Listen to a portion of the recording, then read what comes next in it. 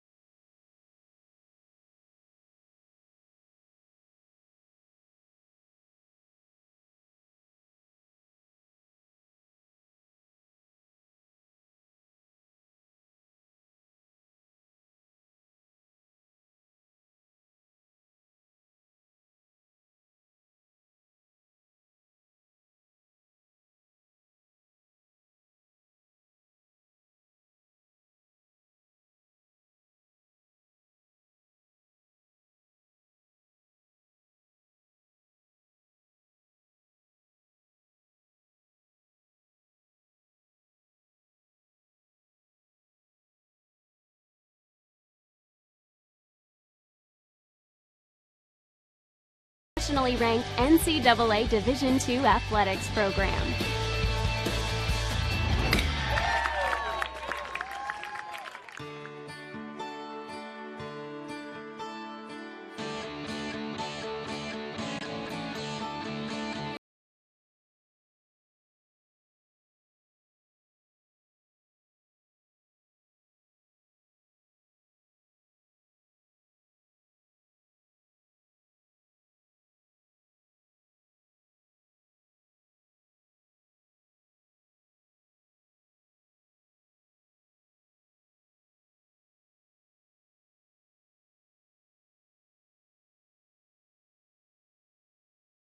Innovate, and be a leader.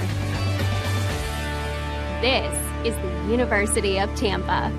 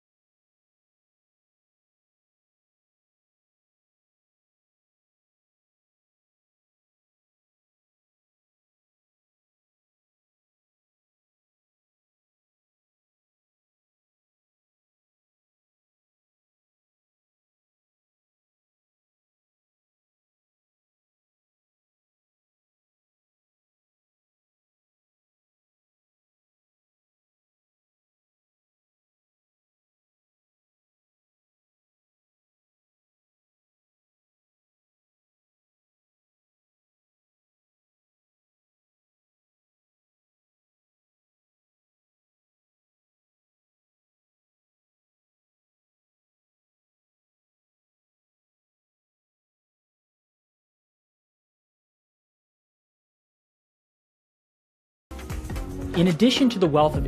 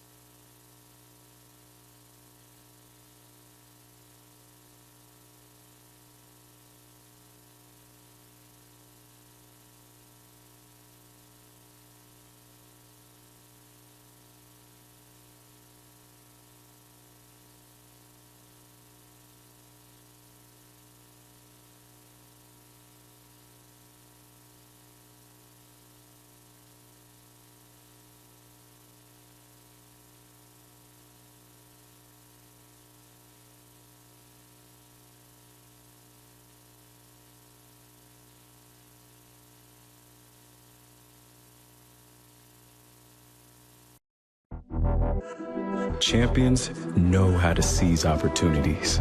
When they see moments of greatness unfold right before their eyes, they push as hard as they possibly can. And then they push harder.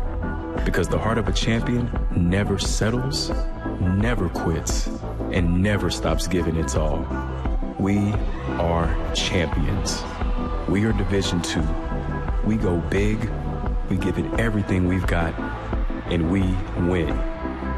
On the field, on our campuses, in our communities, for our causes, in our careers.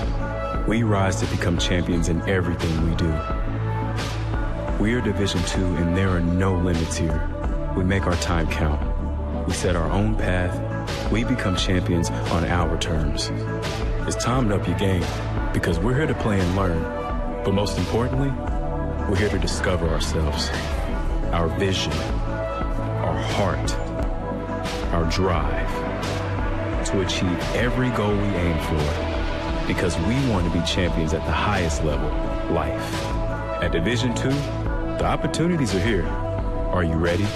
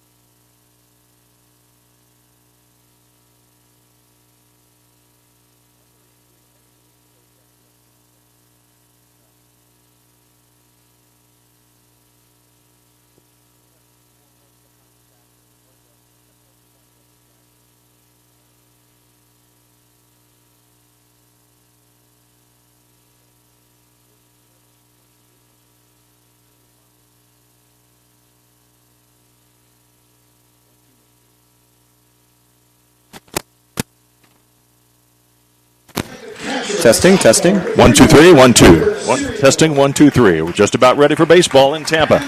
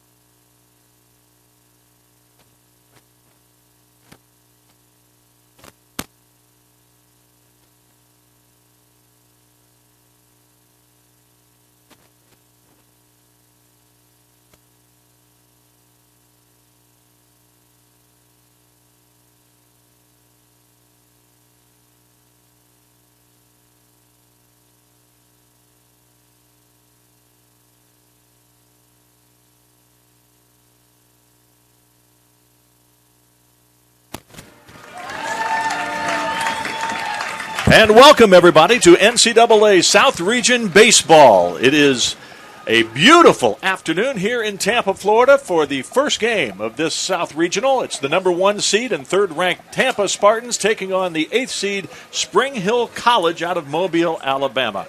Hi, everybody. I'm Scott Lynn, sitting in for Jack Ike this afternoon, and once again, his all-time partner, Taylor Stolworthy, is with me. And Taylor, nice to have you along. I appreciate the compliments from Jack, even though he is absent today. But yeah, it should be a beautiful day for some regional baseball as we get set to kick off the 2023 South Regional here at the University of Tampa. Tampa 40-9 on the season, went 26-4 in the Sunshine State Conference, and they are in their 23rd consecutive NCAA tournament under Joe Urso. They have, of course, 8 national championships, 5 under Coach Urso. Spring Hill College is in the NCAA tournament for the 3rd straight year, the first under first-year Coach Walker Bullington. And this is a team that last year, if you recall, Tampa had their way with this team from Spring Hill College, but it's almost a totally different team. Only 9 players were on the roster, the active roster last year when Tampa won, 35-4, I believe? I believe so. It was definitely a scoreline you'd classify as a lot to a little. Yes, it was definitely that. But this is a much different team. Spring Hill College leads the nation in stolen bases. They also lead the nation in double plays turned over, so they have good defense. The top of their lineup is awesome. They have 400 hitters all over the place. And let's just give you that starting lineup here because we're just about ready to get baseball underway. Joe Urso and Walker Bullington are meeting at home plate, going over the ground rules with the umpires. First for the Badgers of Spring Hill College, Ethan Valdez will lead off and play third base. In center field, batting second, Gage Ragona. Jackson Bell will be hitting third. He's in right field. Norris McClure, the team's leading hitter at .392, is. Let me check here one thing. Oh, he also leads them in walks with 33. He's at first base batting fourth. Seth Williams plays shortstop. He'll bat fifth. Then it's Luke Sweeney in left. The designated hitter, Nick Hunter.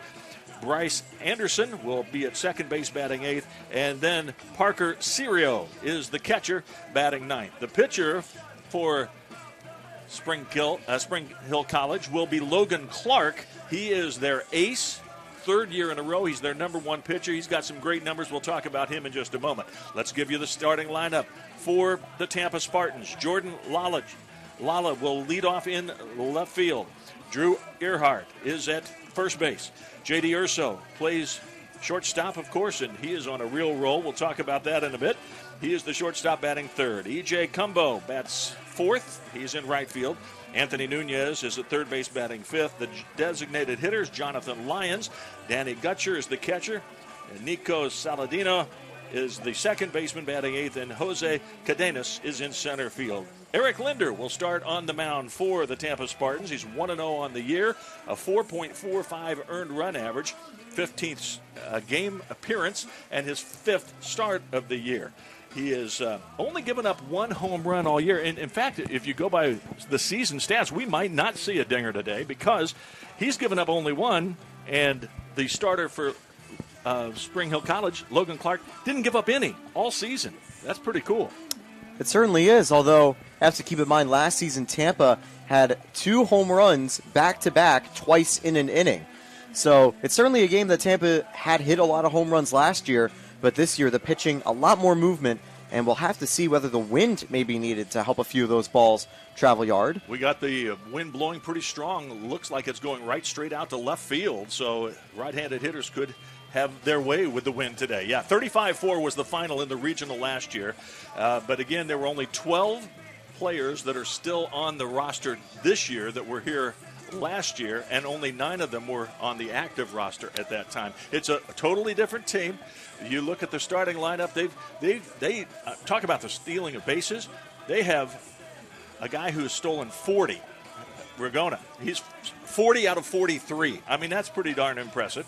27 steals for McClure, 20 steals in 20 attempts by Jackson Bell, 36 and 39 tries for Ethan Valdez. I mean, you go right down a little bit. 32 steals for Bryce Anderson.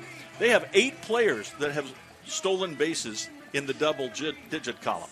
Yeah, I mean, if you look, that's all their qualified hitters. They've had at least 14 stolen bases.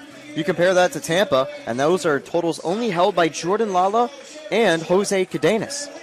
The head coach for Spring Hill College is Walker Bullington. In his first year, he was the SIAC, Southern Intercollegiate Athletic Conference Coach of the Year in his rookie season. The team was able to win the championship for the conference in the tournament as well. After a tough end of their regular season, they're on a 4-game winning streak. Yeah, they lost their last 3 in the regular season. The first pitch of the game is in there for a called strike to Ethan Valdez, batting .316, on base percentage of .420. That's what you want from your leadoff guy. Get on base, and I mean, all the players here at Spring Hill can steal the bag, and it'll be interesting to see if he can get aboard, if he can get into scoring position. Fastball on the outside corner for a strike. 2 strikes and nothing. The count to Valdez. Linder throws a fastball, a curve, a slider, change, really mixes up the pitches, but so far he's just thrown heat. And he just missed outside with that one. 1-2 the count. Outfielders playing somewhat shallow in the outfield. Everybody's playing him pretty straight away. Here's the 1-2 pitch, and it's strike 3 call. Linder with a strikeout. Nicely done. There'll be some pressure on Linder here. I mean, last season we actually saw Tampa at Spring Hill almost set up for bullpen games, bringing out solid arms that had been good from the bullpen with a few starts. Ironically enough, it's this year's Sunshine State Conference pitcher, Alex Caney, who had done that last year, starting in the opening round. And Urso going back to a similar spot here with Linder starting. We'll probably see Paul and Caney throughout the tournament later on. This is Gage Ragona. Ragona, .339 hitter. 9 homers, 61 runs batted in out of the number 2 spot. He's tied for the team lead in that department, and again, leading the team with 40 steals in 43 tries. If he gets on, he'll probably go. That pitch is upstairs. Count even at 1. Just underway in Tampa. There's a second game tonight at 5 o'clock, which Taylor will be calling. It will be Rollins against Valdosta State. Rollins coming in as the 4 seed in the tournament. Valdosta State, the 5 seed. That's at 5 o'clock. If this one gets over in regular fashion. Here's the pitch up and away. Lost control of that one. 2 balls and a strike. The count to Ragona. I was certainly surprised to see Rollins fall to the 4 seed in rankings for the NCAA tournament. They were just behind the Spartans in the regular season, barely missing out on the Sunshine State Conference title.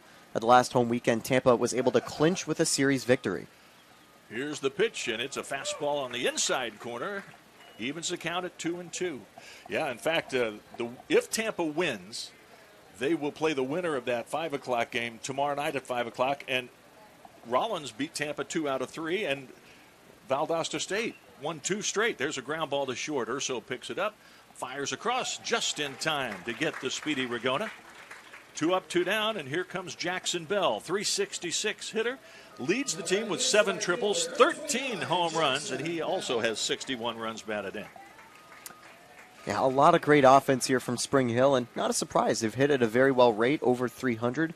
They have an on-base of .420, and even though their slugging leaves a little bit to desired, they play more small ball. They're able to steal a lot more bases, and that's where those RBI counts can skyrocket. Jackson Bell with a swing and a miss on the first pitch. And with that, the third baseman Nunez backs up a step. He was somewhat in. Even with the bag at third, he's now back a few steps. Fastball low and outside. Evens the count at 1-1. Just underway in Tampa. Nice to have you with us again, Scott Lynn, along with Taylor Stolworthy. It is Spring Hill College. The Badgers, 32-21 on the year. They went 25-7 in SIAC play. Swing and a miss at the curveball. 1-2 now the count.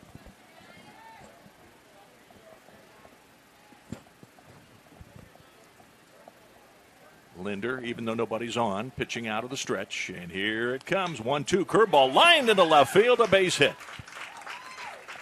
Jackson Bell shows that what we were talking about, they can make contact. Interestingly, Walker Bullington told me that they haven't been stealing as many bases recently as they did earlier in the year. Part of that is because they're hitting the ball so well. They don't want to run out into trouble, and they've been hitting it so well and getting the job done. Again, they lost their last 3 of the regular season, then won 4 straight impressively in the SIAC tournament. 4 straight. A pitch, a change up upstairs, 1 ball, no strike.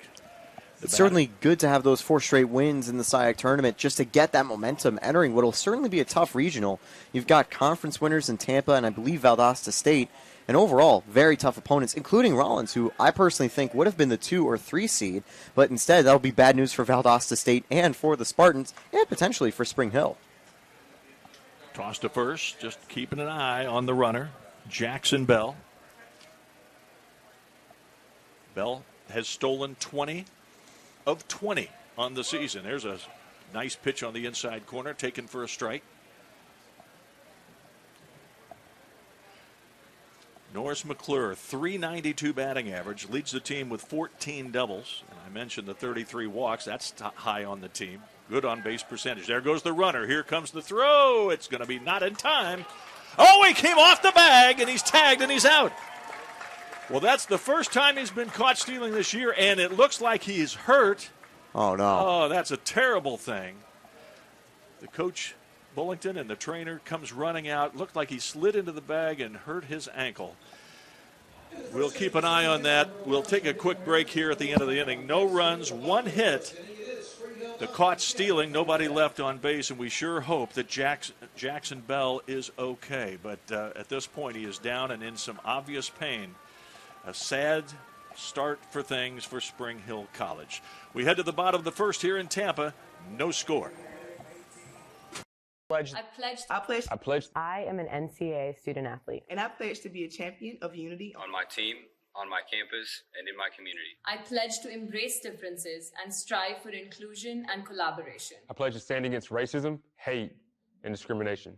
I pledge to strive for love, care, and forgiveness. I pledge to stand against silence, deceit, and obscurity. I pledge to strive for dialogue, truth, and understanding. I pledge to stand against fear and doubt. I pledge to strive for trust and belief in one another. I pledge to stand against complacency and stagnancy. I pledge to strive for change and growth. I commit to supporting my fellow student athletes in all circumstances that impact them. I commit to both choosing unity personally and encouraging it for all. I pledge these things because we are stronger together. United as one.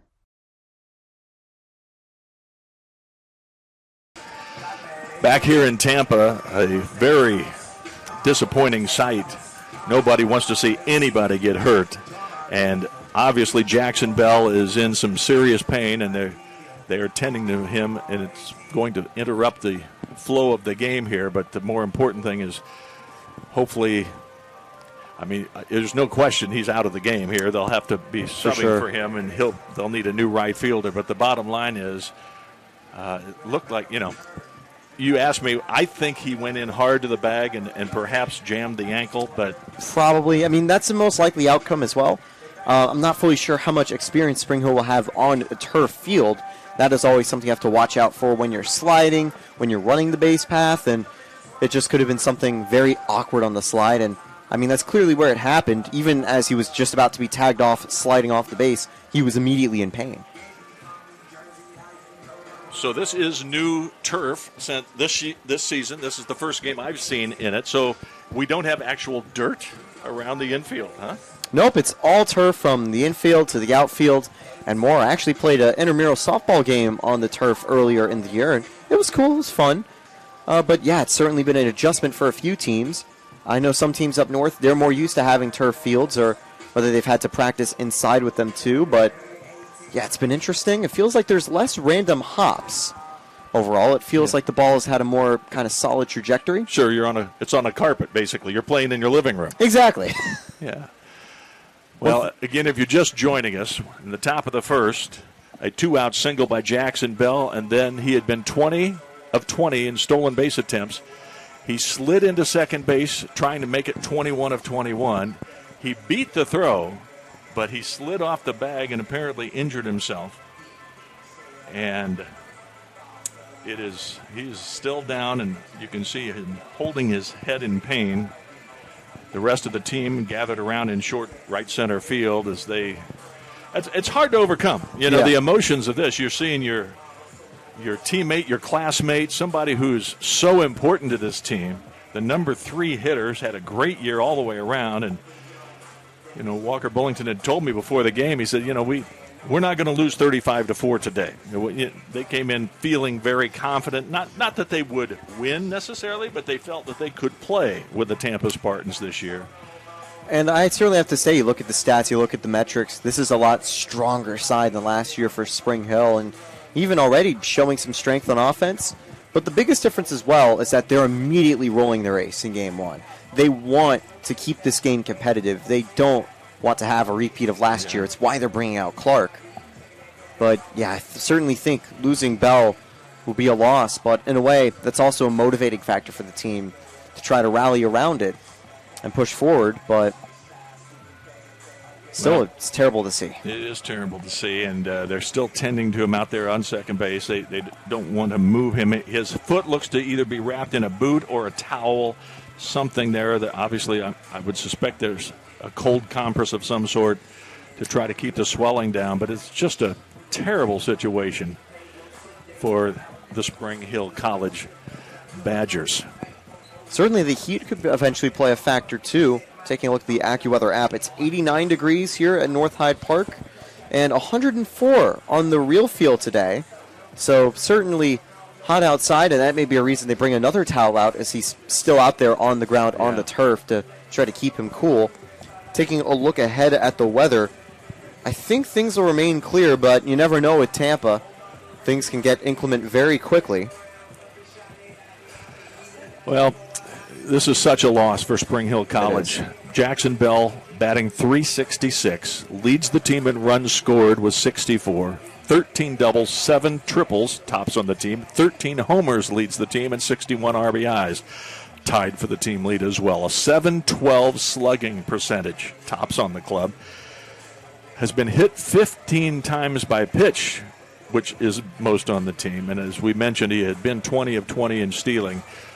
Just such a key player for Spring Hill College. You just wonder how they will respond when we resume action here in a few minutes. Wow. Yep.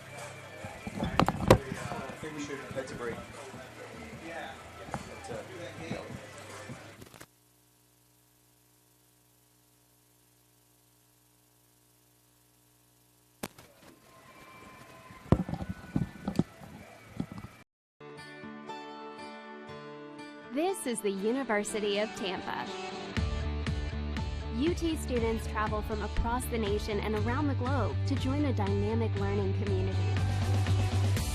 There are 150 academic programs, continuing studies for non-traditional students, and a highly ranked graduate school.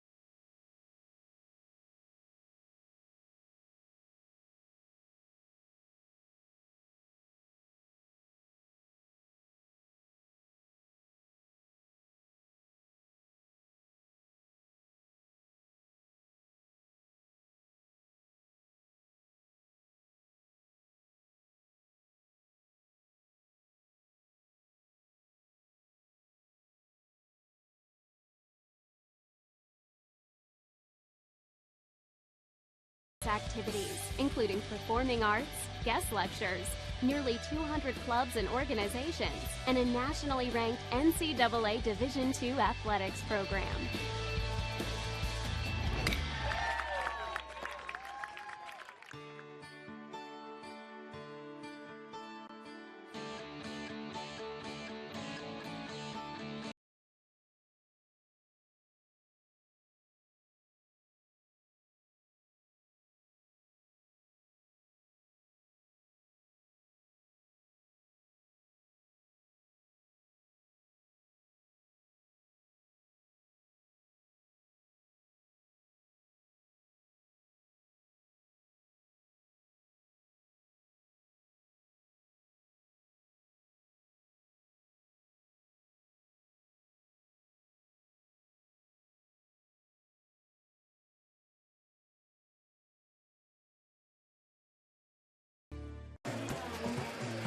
Here at Tampa, we still have a delay in play because of the injury in the top half of the first to Jackson Bell, the star right fielder for Spring Hill College. Injured trying to steal second base. Looks like an ankle injury to the right ankle. He's still on the field, and I'm suspecting that they don't want to move him. I would imagine that there's going to be an ambulance called or something because it's a serious enough injury that nobody's trying to hurry this along. The umpires are meeting behind the mound, just kind of talking things over. Obviously, you don't want to rush anything. The injury is the most important thing. Of course. They do have they're looking out here, waiting for some help to arrive, some medical personnel. The umpires, by the way, are Kevin Flay, the crew chief, John Bennett, Kendron Waite, and Casey Sanchez. You know, and in this delay now, it's been at least 10 minutes, maybe a little bit longer, I think, since the injury occurred, and we have been watching. At home plate is the catcher, Serio, but he is sitting there warming up Logan Clark. He can't get out on the mound, but he is warming up as he throws in from down the first baseline, just trying to keep loose. But you don't want to throw too many pitches. This really messes with everything as far as the timing of the game. As far as he'd already been warmed up down in the bullpen, and then now the delay continues. Just a terrible thing. We can't understate how awful this is. An ankle injury, it would appear, and the team continues to stand out around in center field, and occasionally a player, as is happening now, will run up and offer some well wishes. I saw a few of the Spartans, I think, come over for the same thing as well, whether it was to get water. I notably had seen earlier on with that TJ Palma head out there to the field to do so. They also brought an umbrella out at one point so that he wouldn't have to have a towel draped over him. And here comes the medical personnel now heading out onto the field. They will secure him and take him to where he can get more medical attention. Well, we wish him the very best.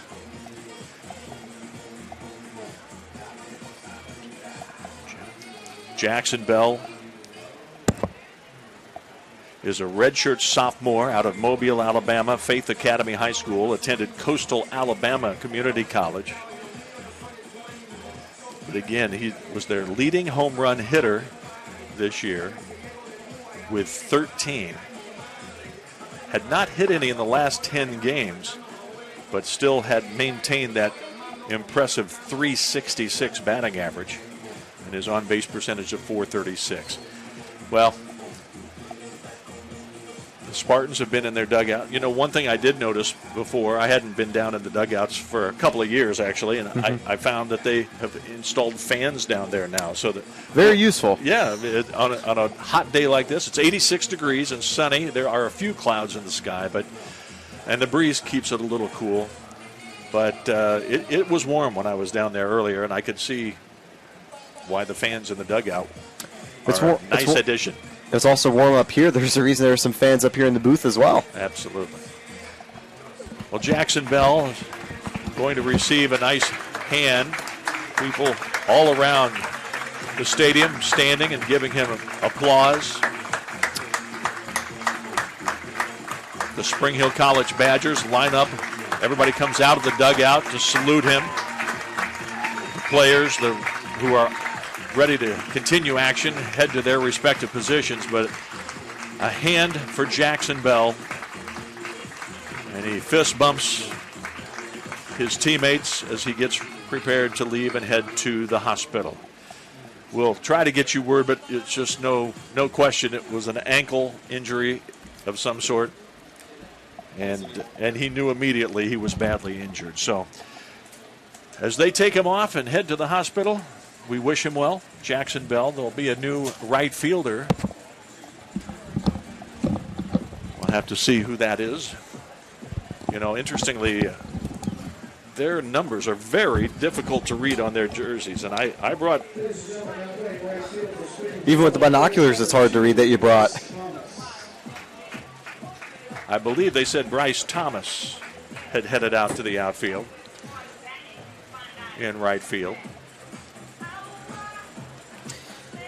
If you're checking out the stats page as well on statbroadcast.com, that also change will be eventually out there as well.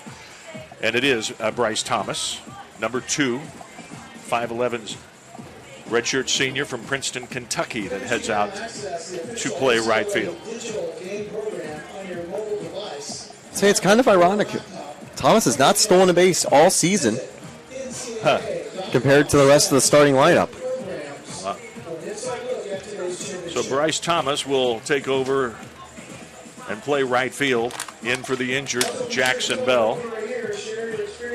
And we're just about ready to go. Now, let's tell you a little bit about the starting pitcher, Logan Clark. He is a lefty. A strong, good-looking left-hander. 6'4", out of Cleveland, Mississippi, Bayou Academy, went to Mississippi Delta Community College for a year, but he has, the last 3 years, been the number 1 pitcher for the Badgers. He also mixes pitches, much like Linder. He's the team captain. He is the guy that the Badgers want on the mound today to take on the Tampa Spartans, the number 3 ranked team in the country and the number 1 seed in this South region. Leading off here in the bottom of the first is Jordan Lala. Lala can get on base. First pitch is in there for a strike. Something off speed, it would appear. And I think what you said earlier, Lala getting on base has been a trend that's really stuck around all season. He's had a .563 on base percentage, which is honestly just a video game number. So I certainly expect him to at least get aboard once today, potentially maybe for his 48th walk of the season. That changeup just missed. 1 ball, 1 strike, the count to Lala, left-handed batter against the lefty. That pitch is up and away. 2 balls and a strike. Lala batting .440, leads the team with 72 runs scored. 47 walks this year, also a team high. The on-base percentage, .563, as mentioned.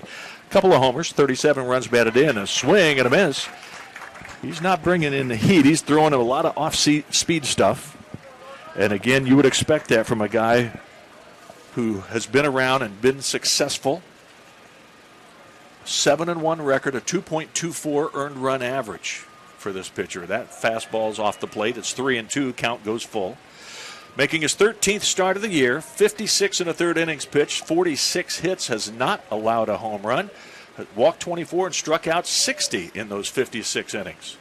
Here's the 3-2 pitch, and it's popped down the line, left field. Curving foul. Can anybody get to it? Giving chase. Nobody can. Good effort.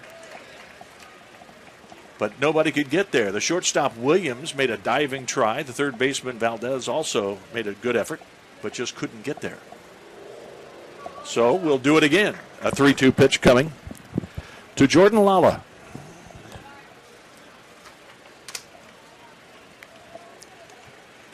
Lala, first team All Sunshine State Conference. That announced just yesterday. And a curveball is up and in, and on to first goes Lala.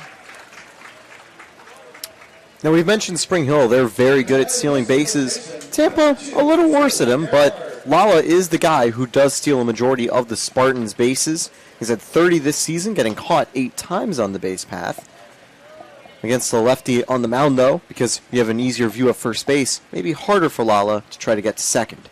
Here's Drew Earhart. Earhart takes a fastball down in the dirt, and the throw goes down to first. As Lala couldn't decide whether the ball was far enough away that he could go, and he decided he couldn't make it to second, and he got back to first safely. 1 ball, no strikes to Earhart. Earhart batting .373, 4 homers, 40 runs batted in, .455 on base percentage. Almost everybody, throw to first, runner back. Almost everybody has at least a .400 on base percentage on this Tampa lineup. I mean, 2/3 of the team, I think, has a .400 on base percentage. Yeah, Tampa is a very disciplined team. They know how to get aboard when they need to. 1-0 pitch. Here it comes. It's upstairs. Showing bunt was Earhart. There is a pitch clock, by the way. You know, the majors have gone to it this year. There's a 20-second pitch clock, and the batter must be engaged, standing there, ready to hit within 10 seconds.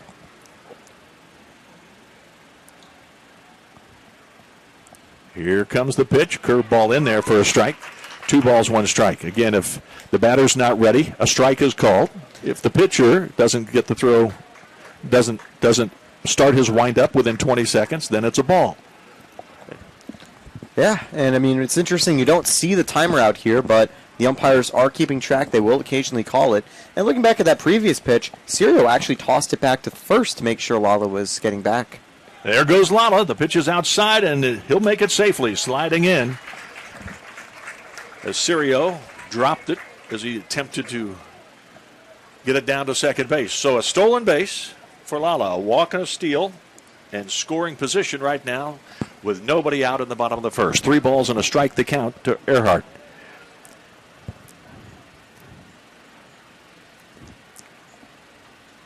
Shows bunt, lays it down, and the runner will not move along and beat out for a base hit, though. Clark was slow to the ball, but he actually did have his eye over on Lala, preventing him from getting to third. And not very surprised to see Earhart drop the bunt, even with a runner on second. It's something Tampa likes to do. Urso loves to play small ball when he gets a runner aboard. I do think Lala had to hold up for a minute because the ball was in the air. He couldn't really go until he saw it hit the turf. So here comes J.D. Urso, the coach's son.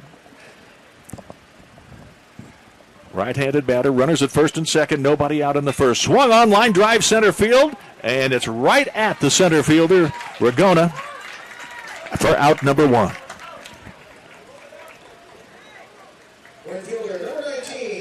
He hit it very well, but right at him. That'll bring up E.J. Cumbo. Cumbo batting .429. 87 hits, tops on the team. 6 homers, 58 runs batted in. That pitch is in there for strike 1. We're in the bottom of the first, no score. But Tampa threatening, thanks to a walk and a hit. There was a year-long race between Cumbo and Urso for the most RBIs. Cumbo won out in the end. He leads the team with 58. Compared to Urso, who's only at 52, although only is kind of an understatement. Both really good seasons. Absolutely. Cumbo fouls it back. He's in the hole 0-2. Logan Clark on the mound, looking in for the sign. Again, they've turned over more double plays than any other Division II team in the country. That according to the head coach of the Badgers. Swinging a foul down the left field line, out of play. It's Sweeney, Ragona, and Thomas left to right in the outfield. Valdez, Williams, Anderson, and McClure third to first. Sirio the catcher. Clark on the mound. No balls, 2 strikes. Runners at first and second. Here comes the pitch. Down low. Ball 1.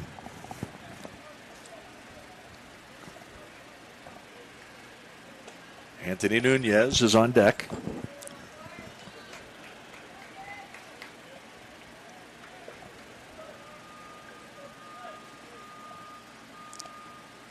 Out of the stretch.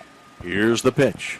Swung on, hit sharply off the shortstop, and he can't come up with it. Had a chance to get the double play if he just caught the ball, but it was sinking, and he couldn't field it. It ends up in all likelihood a base hit. Could be an error. We'll see. It was hit sharply, that's for sure. Yeah, it wouldn't have just been a 6-4-3 double play. He could have doubled up Lala over at second with the catch. Exactly. That's what I think he was looking that way already before the ball got to the glove. That's where you just have to stay focused, and Spring Hill find themselves conceding the bases loaded early on. So the bases are loaded for Anthony Nunez, and the pitch is outside, ball 1.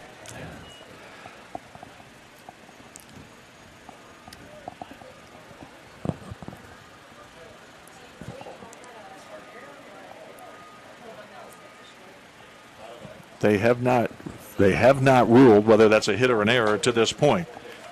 That pitch, throw to third as they tried to catch Lala napping.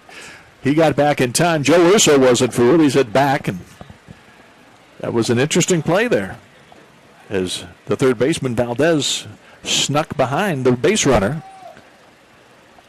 Sirio is a bit serious to start. He's really keeping an eye on the base runners, making sure Spartans not taking too large leads. And there's a long fly ball to left field. That'll get a run home. Left fielder waits under it. Sweeney makes the catch. He'll throw into third. And the first run of the game is scored by Lala. Sacrifice fly for Nunez, and it's 1-0 Spartans.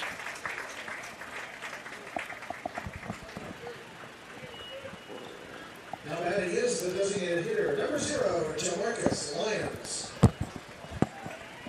Jonathan Lyons will come to the plate now.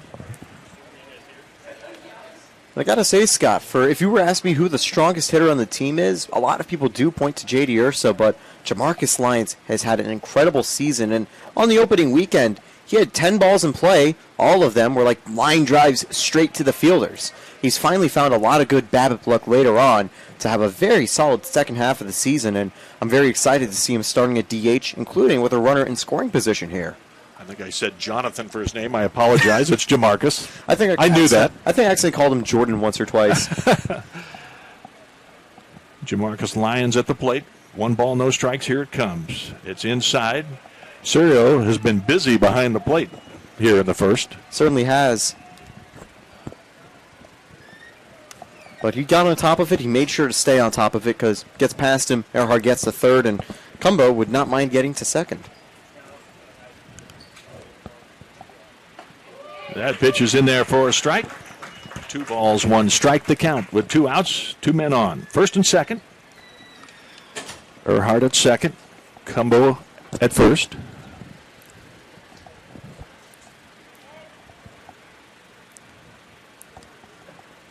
And that pitch is just a little bit inside, maybe low, but it's 3-1 now, the count to Jamarcus Lyons.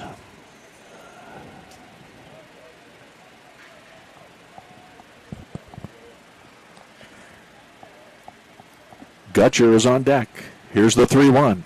Swing, tapped foul. The count goes full now.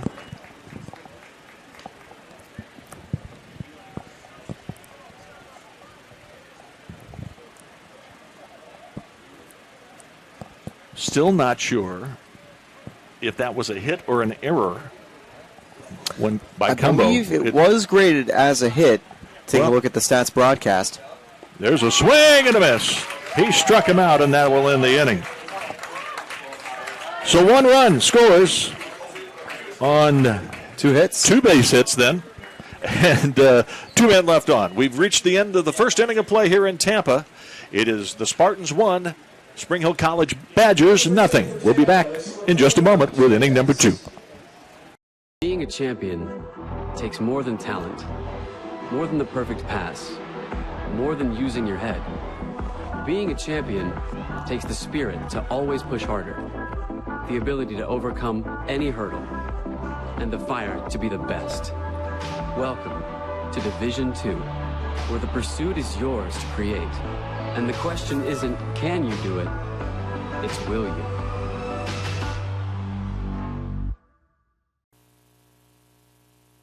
College sports. There's light at the end of the tunnel. A return to normal, and all we love about sports. You've instilled resilience, focus, and selflessness in us. We've put those lessons to work. We've found strength and unity in each other. You continue to take us places we never imagined. You bring out the best in us. So when we look forward, we see the light at the end of the tunnel. We see a better world for all of us. And for college sports.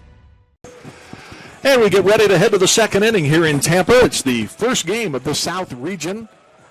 And Tampa leads Spring Hill 1-0. That was ruled a base hit, we are told. So the Spartans do have 2 hits. We're talking about that line drive to the shortstop hit by Cumbo that the shortstop Williams couldn't handle. Too hot to handle, and it was down around the ankles. Was it going to short hop him? Was he going to catch it on the fly and try to double off the runner at second? There was a lot of stuff going on. Didn't know how it was going to be officially scored. It was called a base hit, though, so That run is earned, therefore. 1 run, 2 hits for Tampa. No runs, 1 hit for Spring Hill College. And here comes Norris McClure. No, actually, I do believe that even if it was an error, the run is still earned because you can't assume a double play on a play like that, even though it looks very much like it would be. Ground ball to second. Toss over to first is in time. McClure is out on the first pitch. Well, you would be correct, except the next guy did fly out, and that would have been the third out of the inning, therefore. So if it was an out, then it would have been the third out in the inning, so therefore it would be still unearned. And that's, it's interesting. This guy from Spring Hill College, he's tough. He's got that great earned run average. And here comes a hard hit ball down the right field line. That is going to be a double in all likelihood for Seth Williams. He might even go for 3. No, he'll pull up at second base with a stand-up double. Seth Williams hit it right down the right field line.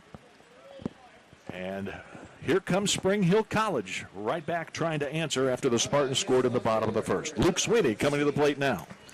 After having that quick ground out, it's good to get a hit down the line. Good effort from Earhart over at first. He's made some good plays all year. One of the earlier series of the year, he made 2 leaping catches to deny Joe Muzio a couple base hits.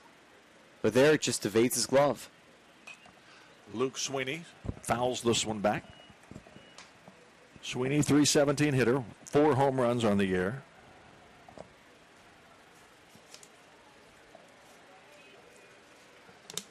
One strike and nothing.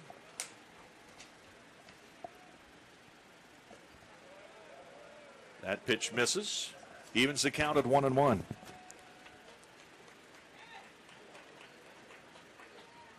Sweeney, no homers, 30 runs batted in on the year.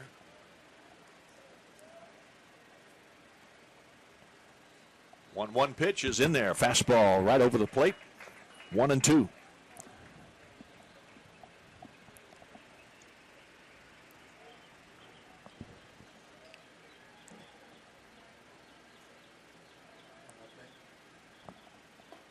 And a curveball is on the edge. Strike 3 call. Sweeney caught looking. A beautiful pitch there by Linder. Yeah, whenever you do a breaking ball outside, it's always tough to read because you're not trying to swing and miss at it if it goes out of the zone. But at the same time, if it's right on the corner, you can be caught there looking. And that time, that's the fate Sweeney had. Here's Nick Hunter standing in. A fastball is just inside, ball 1. Nick Hunter batting .291. Well, I'll tell you what, Linder doesn't waste any time. Now, he went to get some rosin here just as I'm saying that, but he gets right on that mound, and he's ready to throw almost immediately. Tying run at second. 2 outs here in the top of the second. That pitch is off the dish. 2-0.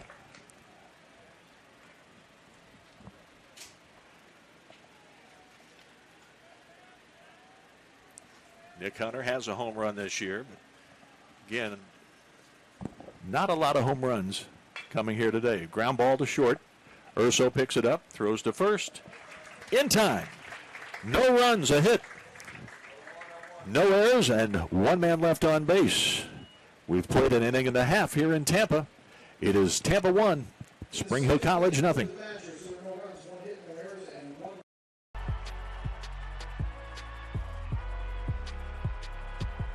Number 32, Kyle Hornsby.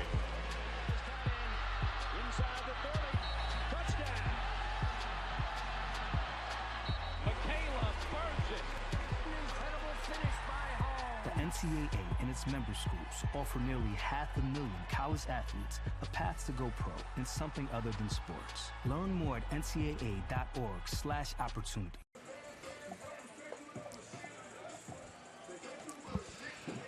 We're getting ready to head to the bottom of the second now. 1-0. The Tampa Spartans leading Spring Hill College in this South Region first game.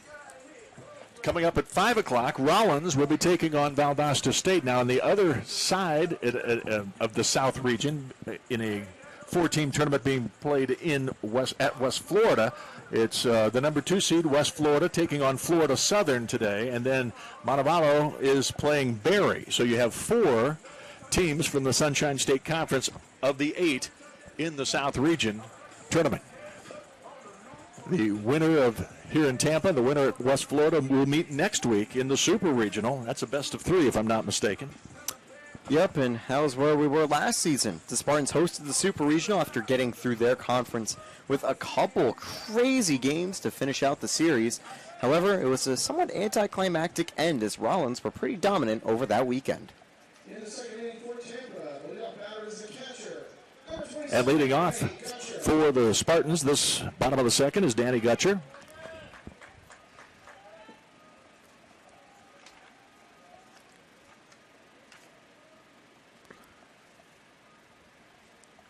First pitch on the way, and it's a high fly ball back over the top of us, out of play. Actually, a quick note at the other half of our regional. There is rain over at West Florida. Oh. So their games are going to be postponed. If you're tuning in bored dealing with the rain, well, welcome. Gutcher takes a strike. He's in the hole 0-2. Danny Gutcher was named second team All-Sunshine State Conference this year. Had 4 3-hit games. Leads the team with 11 home runs. Here's the 0-2. Ground ball out to second base. Off the second baseman. He picks it up and throws. Not in time. Gutcher beat it out. That's likely going to be an error on the second baseman, Anderson. They haven't fielded things cleanly here so far. Yeah, just a little hiccup there that time on fielding, and obviously that one is going to be graded an error. You can give Williams the benefit of the doubt. It's coming at a weird hop. It's coming on a line drive. You have to think about what to do. That time, Anderson just guessed a little too early. Well, and again, you talk about it. It's like you're playing on a carpet. It's different. It doesn't hit dirt.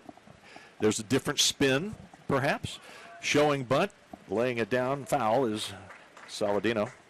Nico Saladino, the second baseman. Saladino, a great season. He's really broken into the Spartans lineup at the second base position, where he provides really solid defense, some good base running, and some decent hitting alongside it. Saladino batting .280. 0-1 pitch, shows bunt again. Third baseman charge again, and Saladino took it for a ball outside. And another note about Saladino's average, it takes a really good team to make your average 60 points lower than the team average. And that's the unfortunate reality for Saladino. Even though he's doing really well, 280, that is below the team average just because the Spartans team is just a monster offensively. Showing bunt, he gets it down. This is going to be a tough play from third. The throw to first. Great scoop at first base as well. So a nice play at both ends there. This third baseman, Valdez, with a throw after picking it up. His throw almost came from home plate. And McClure with a great scoop at first. But it's a sacrifice. Even though Saladino's only job was to get a sacrifice, heads-up play there by Spring Hill to prevent that from being a second bunt hit for the Spartans. Really great scoop. Well, you can see what the head coach was talking about when he says, hey, we're better than we were a year ago. Walker Bullington's the SIAC Coach of the Year. There's a hard hit ball up the middle. It's going to get through. Let's see if Gutcher can get around a score. He will without a play. The throw goes into second, and it's 2-0 Tampa. Jose Cadenas, who's making the postseason start, he's come off the bench more often than not this year as a bit of a veteran substitution for the Spartans, ready to play good defense or be a very strong pinch runner. But immediately on the first pitch, a really solid grounder up the middle. Williams dove for it, but just couldn't get it. I was going to say his name, and before I could even get to it. Jose Cadenas with an RBI single, making it 2-0, and now standing in is the leadoff man, Lala. He walked and scored after stealing a base in the bottom of the first. Curveball is just outside. 1 ball, no strikes.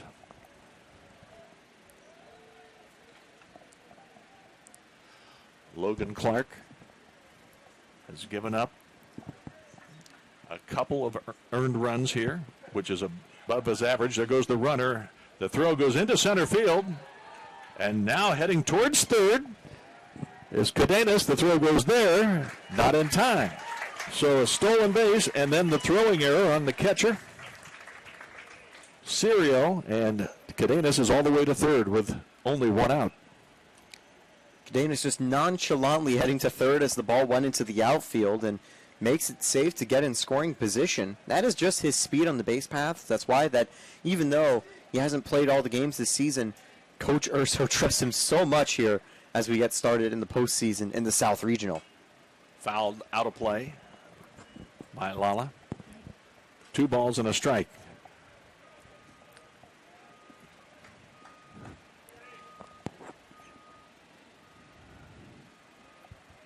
Again, you just wonder how much emotion Jackson Bell's injury has caused the Spring Hill College players. Such a devastating thing to see. There's a fly ball into left field. This should bring the runner home. Let's see. Sweeney makes the catch. Here comes the throw towards the plate, but it's not even going to be close. And it is now 3-0 Tampa on the sacrifice fly by Lala. Now batting is the first baseman, Drew Earhart. That'll bring Drew Earhart to the plate. He bunted for a single his first time.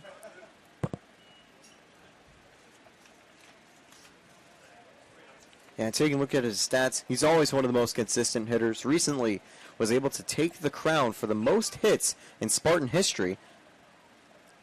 Bunted foul this time, yeah, and he did it on a home run, no less. He did it with flair. You always got to do it on a special play like that. Earhart, team high, actually a career high, 373 batting average this year coming into this game. First team all SSC for the second straight year. And there's a long drive, deep left field, looking up as the left fielder. That baby is gone. Home run, Drew Earhart.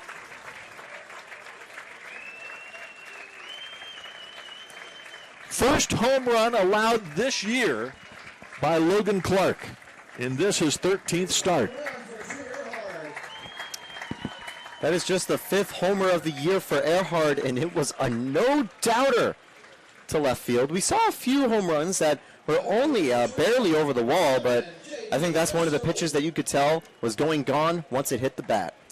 Earhart, whose dad Rodney is a UT Hall of Famer, played in 1986 and 87, and Drew, by the way, has now got a 21-game hitting streak. Curveball comes in there for a strike to J.D. Urso, who lined to center his first time up. His little bunt single actually extended that streak in the first inning. Well, Urso's going to be looking to extend a streak as well. He's had 54 games in a row where he's gotten on base. That actually had started from the previous season. He's gotten on base every single one of the 49 games so far this year. Yeah, this is the Spartans' 50th game of the year. The 0-2 pitch is down low. Ball one. 2 outs here in the bottom half of the second inning. It is 4-0 Tampa.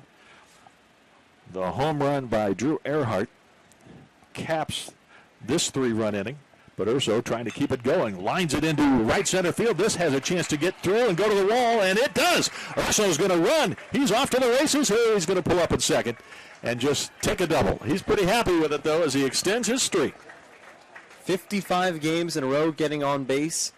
That is why Urso was a 2-time Freshman of the Year winner thanks to the COVID redshirt rules. But what a player, and continuing an incredible season. Urso, second team All-Sunshine State Conference this year, first team last year. He's had such a storied career. And I've noticed his defense has actually gotten a bit better this year over at shortstop.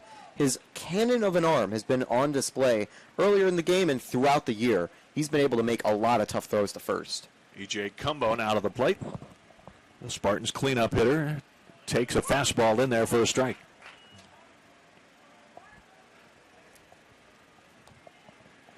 Cumbo hit that line drive to the shortstop that was misplayed. Wondered whether it was an error or a base hit. It was scored a base hit. And he grounds it to first base. Two-hopper is picked up by McClure, and he just barely got to the bag in time as Cumbo showed some good speed getting there in a hurry. That ends the second inning, though. The Spartans come up with 3 runs on 3 hits. Nobody left. There were a couple of errors. Nobody left on base. One runner left on base. I stand corrected. We have reached the second. It's 4-0 Tampa. I am an NCAA student athlete. And I pledge to be a champion of unity on my team, on my campus, and in my community. I pledge to embrace differences and strive for inclusion and collaboration. I pledge to stand against racism, hate, and discrimination. I pledge to strive for love, care, and forgiveness. I pledge to stand against silence, deceit, and obscurity. I pledge to strive for dialogue, truth, and understanding. I pledge to stand against fear and doubt. I pledge to strive for trust and belief in one another. I pledge to stand against complacency and stagnancy. I pledge to strive for change and growth. I commit to supporting my fellow student athletes in all circumstances that impact them. I commit to both choosing unity personally and encouraging it for all. I pledge these things because we are stronger together. United as one.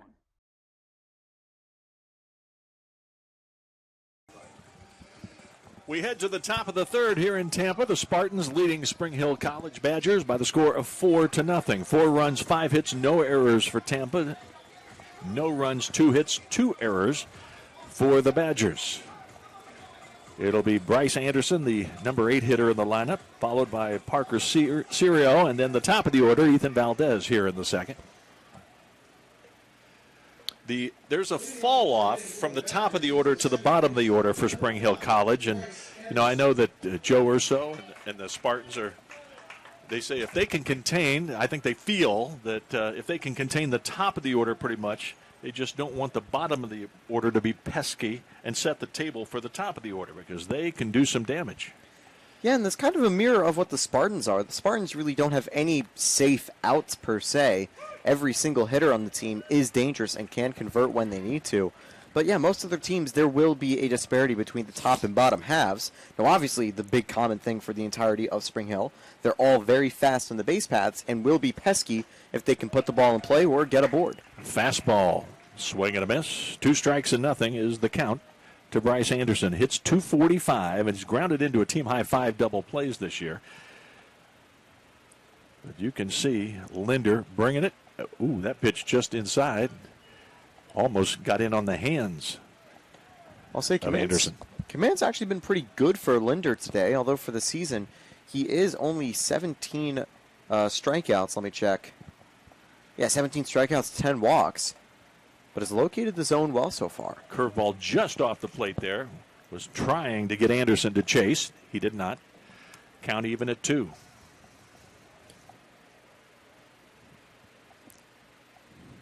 Here's the 2-2 pitch, swung on and grounded in the hole between first and second into right field. Another base hit, the 3rd hit.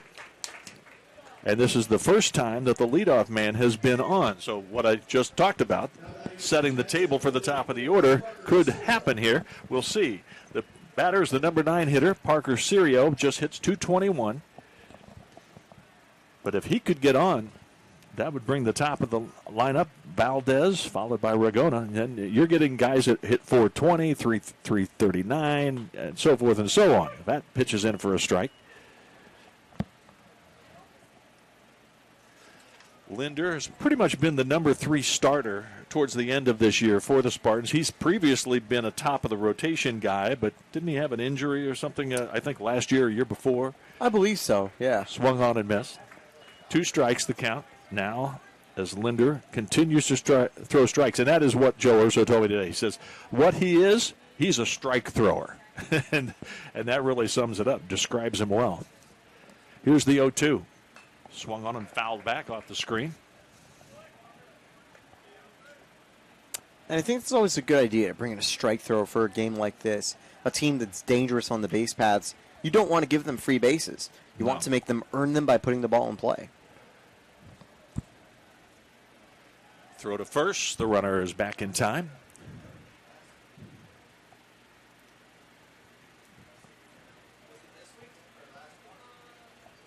Bryce Anderson has 32 steals this year in 37 attempts. He's a guy who can run very well. A curveball just misses. Tried to get him outside the zone, and boy, it was very close. You could tell by a couple of the groans, I think, from Spartans fans. They were hoping that was going to be right on the corner, but not just a bit outside. He's had 2 batters that he's rung up, called out looking. Here goes the runner. Curveball in, lined into left center field for a base hit. Heading over to third will be Anderson. It's going to be runners at the corners with nobody out. I shouldn't have maybe mentioned all that, about the bottom of the lineup setting the table. because here comes the leadoff man, Ethan Valdez. Bit of the commentator's curse, if you will. Left-handed batter will stand in. He was called out looking his first time up. Valdez went to Jesuit High School in Tampa. Shows bunt, took a swipe at it, missed it. Strike one. Certainly. Go ahead. Actually, you go ahead. Oh, I was just going to say Valdez actually started his college career at Wagner University before heading to Spring Hill College. 1 strike and nothing. Swung on and fouled down the left field line. Quickly check Sirio's stats to see how good he is on the base path, but I wouldn't be surprised. He's actually only 3 for 4, but if they send him to second, they might want to try to get a throw from Gutcher that would allow Anderson to try to get home. That would be gutsy, down 4. Here's the pitch. Fastball off the plate. 1-2. But they do run. I did ask him. I said, so did Spring Hill College run as much as that you guys have last year before the new coach took over, Walker Bullington? And Walker told me, no, they've been running with me. There's a tap towards first. The throw goes to second, out there, and the return throw is not in time. A run scores. Spring Hill College is on the board. An RBI on the fielder's choice for Ethan Valdez, and it's 4-1.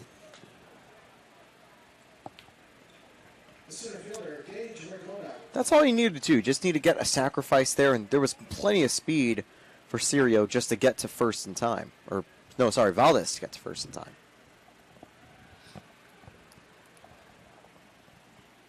Throw to first, and the runner is back.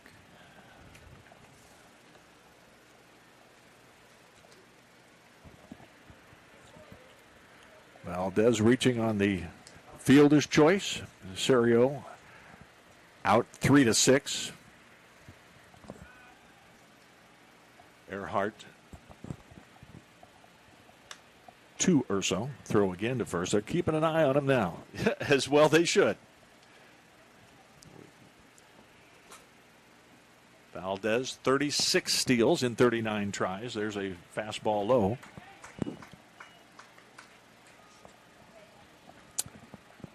You always get a little psychological advantage when you have a pitcher worried about a runner on base. You disrupt their momentum. You disrupt their timing. And certainly, you'll expect Linder to work a little bit slower when that happens. Here comes the pitch. Swung on. Line drive to right field. Going back and making the jumping catch. I was going to say leaping catch, but he kind of just got off the toes a little bit. But making the grab out there was Cumbo, and it's out number 2 in the inning. And that will bring up Bryce Thomas making his first appearance at the plate. Remember, he replaced Jackson Bell, who was injured in the first when he suffered an injury of some sort, an ankle injury, we suspect, trying to steal second base. The game was delayed for 10 or 15 minutes until medical personnel could come in and wheel him off and take him to get more medical care. And Thomas went into right field for him at the bottom half of that inning. This is his first plate appearance. There goes the runner, swung on a miss. Here comes the throw. Urso tries to tag him, and he got him. A nice throw by Gutcher, and a 2-6 caught stealing. And that doesn't happen very often for the Spring Hill College team, but nicely done. We have 1 run on 2 base hits, and with the throw out at second, nobody left on. We have played 2.5 here in Tampa. It is the Spartans 4 and the Badgers of Spring Hill College 1. Oof.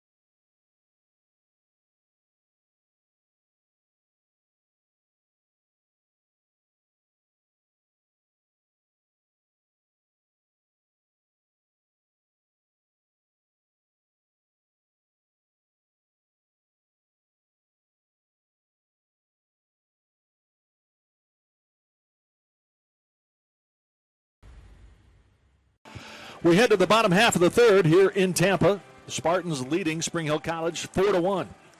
If you are a Spring Hill College fan, you like what you've seen so far as they've put some runners on. They've had 4 hits in their first 3 innings. And they'll see if they can stem the tide a little bit and try to let their bats rally them and get back in the game. But as the Spartans come to bat here in the third, it's going to be Anthony Nunez, Jamarcus Lyons, and Danny Gutcher, the first 3 hitters. Nunez hit a sacrifice fly to drive in a run in the first. There's a high fly ball, deep left field, deep, way back to center, left center, and jumping up and off the wall he goes. And heading to third with a triple is going to be Nunez. That did not miss by much from being a home run.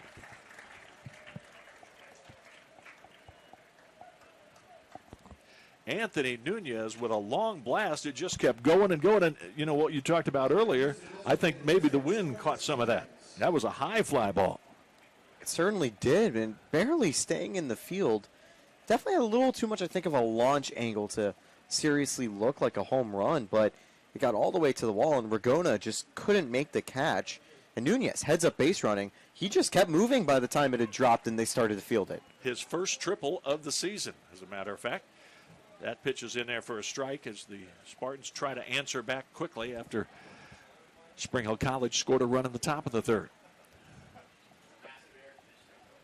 Swing and a fly ball, short right field. Let's see if the right fielder makes the catch. There's the tag. Here comes the throw, and not in time. Lions sacrifice fly will score Nunez, and that makes it 5-1. That'll be the third sacrifice of the game for the Spartans. They just know how to put the ball in play to get the runners to score when they're at third base and in scoring position. Sacrifice flies in each inning. Absolutely, good point. So now, base is empty. A run in. It's 5-1. And here is Gutcher. He reached on an error his first time, and he hits a fly ball to deep left center field. This one also has got some range, and it is going to be a ground rule double, apparently. Yes, it bounces over the fence. So Gutcher hit it in almost the same spot in left center. Yep, just a little bit further to the right, and it took an initial hop off the ground instead of the wall, which was big because it would have had Nunez held to a ground rule double if it did do off before it hit the net. And of course, there is a net over at center field. Springfield fans probably remember it from last year. It's nicknamed the Bird Cage. It's to prevent foul balls or home runs from getting onto Cass Street or further onto campus. Here's Saladino at the plate, and he hits a high fly ball to center. Going back is the center fielder, Ragona. He makes the catch, tagging and heading towards third is Saladino, or is Gutcher rather, and he's in safely on the long fly ball. So now there's 2 away, a runner at third. Now it's going to take a hit. No fly ball this time. At least the good news is Cadenas did get one last time, and he knows how to beat out throws. He's one of the fastest runners for the Spartans. He'd probably pass Lala in terms of stolen bases if he was starting every game in the year. Cadenas singled to center, stole a base, moved to third on the throwing error, and then scored. That was in the second. Here's the pitch, showing bunt. Lays it down. Here he goes. The pitcher with it. Throw to first. He knew he had to hurry, and he got him in time. A nice sense of urgency by Logan Clark as he was able to get Cadenas at first. So 1 run on 2 hits, 2 extra base hits in the inning, and 1 man left on. We've played 3 here in Tampa. It is the Spartans 5 and the Spring Hill College Badgers 1. You're listening to it all right here with Scott Lynn and Taylor Stolworthy. Hope you're enjoying the broadcast. I pledge. I am an NCAA student athlete. And I pledge to be a champion of unity on my team, on my campus, and in my community. I pledge to embrace differences and strive for inclusion and collaboration. I pledge to stand against racism, hate, and discrimination. I pledge to strive for love, care, and forgiveness. I pledge to stand against silence, deceit, and obscurity. I pledge to strive for dialogue, truth, and understanding. I pledge to stand against fear and doubt. I pledge to strive for trust and belief in one another. I pledge to stand against complacency and stagnancy. I pledge to strive for change and growth. I commit to supporting my fellow student athletes in all circumstances that impact them. I commit to both choosing unity personally and encouraging it for all. I pledge these things because we are stronger together. United as one.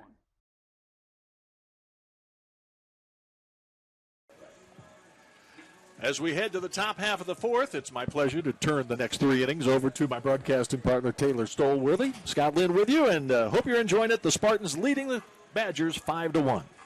Thank you, Scott. And Linder is going to get ready for the 4th inning of the ball game, and his 4th on the mound. Urso said he's going to be a strike thrower, and, well, he's done just that. He's let the defense work for 7 of his outs, and he also struck out 2 more to complete his 3 innings, as the throw from Gutcher over to Saladino misses, as the Spartans are getting ready with a 5-1 lead. 3-4-5 due up for Spring Hill. The solid middle of the order ready to go. Thomas, whose at-bat was interrupted by a runner who was caught stealing to end the previous inning, will get ready to go. He's had 6 at-bats this season and went 2 for 6 in them. Will be tough as he's called upon to replace the injured Jackson Bell. Back in the first inning, Bell got injured on a slide in the second, and we do hope he's okay. I believe he'll be over at a hospital getting treatment for what looked to be a potential ankle injury. First pitch misses to Thomas for ball 1. Ball 2 missing outside. I actually don't have the pitch counts exactly right now on the stat broadcast page. They usually do. But you do have to wonder eventually if Linder will run out of gas. He knows how to go the distance. He started multiple times this year. But there's a reason Urso went for a lower leverage starter to save his strong arms later. And we'll see whether Linder will be capped at 5 or 6 innings potentially. 3-0 as he's missed outside of Thomas. McClure is on deck. Well, with the 4-run lead, you really just don't want to put the leadoff man on a free pass. That's for sure. Exactly, and as Jack always says, there's a 66% chance a leadoff walk will lead to a run. Not a real stat, but a fun one to think about. As now he's going to locate the zone for strike 1.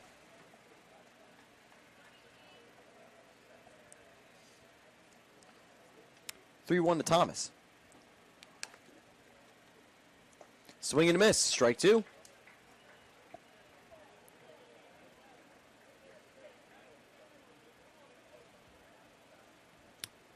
The full count here from Linder. And he'll foul it away to keep alive.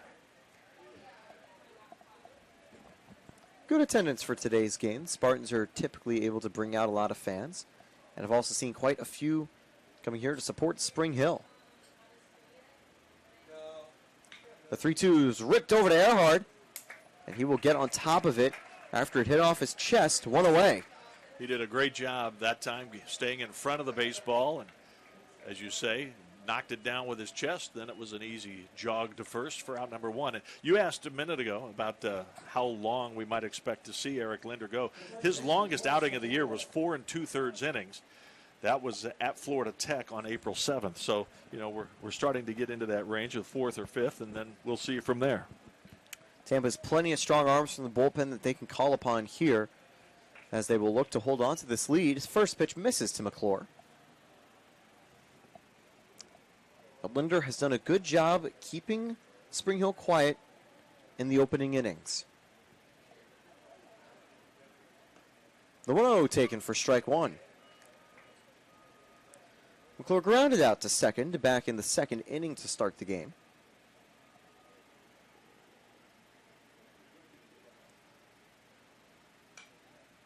And he's going to find himself down 1-2 here.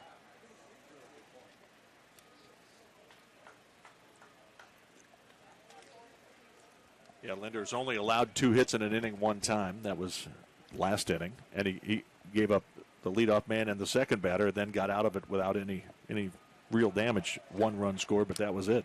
And this will be his 3rd strikeout of the game, as he looks to have a 1-2-3 inning, 2/3 of the way finished. A good off-speed pitch to get a big swing and miss from McClure. To be either his curveball or his slider, similar movements. Here comes Williams, who got a hit last time. That was doubled right down the line. first baseline into the right field corner. The second hit of the ball game Spring Hill was able to get. And while they haven't been able to convert a lot of their runs, they've actually been able to get runners on base a few times. 4 hits in the first 3 innings. Will that on-base streak continue? We'll have to wait and see as the count goes 0-2. The foul ball fielded by Earhart well away. And we've been mentioning Spartans not always putting on a shift, but here is one right here. Well, we've seen him hit it down the line for a double, and there's another one that just missed by a couple of feet. And he's going to go down looking as Williams, I think, was trying to bunt it down the third baseline, seeing the shift. However, he pulled away on the off-speed, and he will be the 4th strikeout of the game for Eric Linder. Tampa will hold on to a 5-1 lead. No runs, no hits, no errors, and no one left on base. Bottom of the 4th, and the leadoff hitters will be up for the Spartans. Champions know how to seize opportunities. When they see moments of greatness unfold right before their eyes, they push as hard as they possibly can, and then they push harder. Because the heart of a champion never settles, never quits, and never stops giving its all. We are champions. We are Division II. We go big, we give it everything we've got, and we win. On the field, on our campuses, in our communities, for our causes, in our careers. We rise to become champions in everything we do.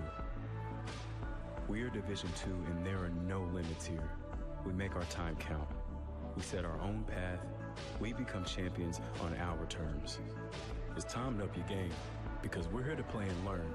But most importantly, we're here to discover ourselves, our vision, our heart, our drive, to achieve every goal we aim for, because we want to be champions at the highest level, life.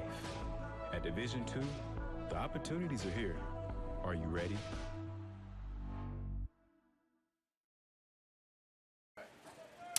I think if there was a theme for Spring Hill's defense, it would probably be titled Trouble with the Turf. It's been unfortunate they've had a few errors, and it's a reason that Logan Clark, although the Spartans have scored 5, has only had 2 of the runs attributed to him as earned runs. He's looking to continue on the mound here. He's only had 1 strikeout in the first 3 innings. Well, and he pitched so well in the tournament game against, hang on a sec, I'll let you take over. Yep, as he's going to miss for ball 1. Yeah, Albany State, the number 1 seed. He pitched a 2-hitter, 7 innings, allowed only 2 hits, did allow the 2 runs, but they won 3-2 over the number 1 seed on their way to 4 straight tournament wins. That's a really solid momentum to carry into the tournament, but for now, Spring Hill just kind of slowing down. They've hit a little bump in the road, but I think the big thing they can carry so far is that Clark has been able to recover. He's gotten through innings, and while there has been someone warming up in the bullpen, they have not needed to make the look over there just yet, although I do imagine Clark's pitch count's probably in the 60s here, so we will have to be ready. Lala fouls this one away. The count goes 2-2. He got on base with a walk, and he also brought home a run via sac fly. You talk about coming in with momentum. The Spartans had a 3-game sweep at 10th-ranked Newberry in their most recent series. That's a little momentum build there. This one's going to be grounded down the first base line. Good grab by McClure. 1 away. And yeah, I certainly think the Spartans carrying the momentum from the series sweep on the road to finish the season was also useful.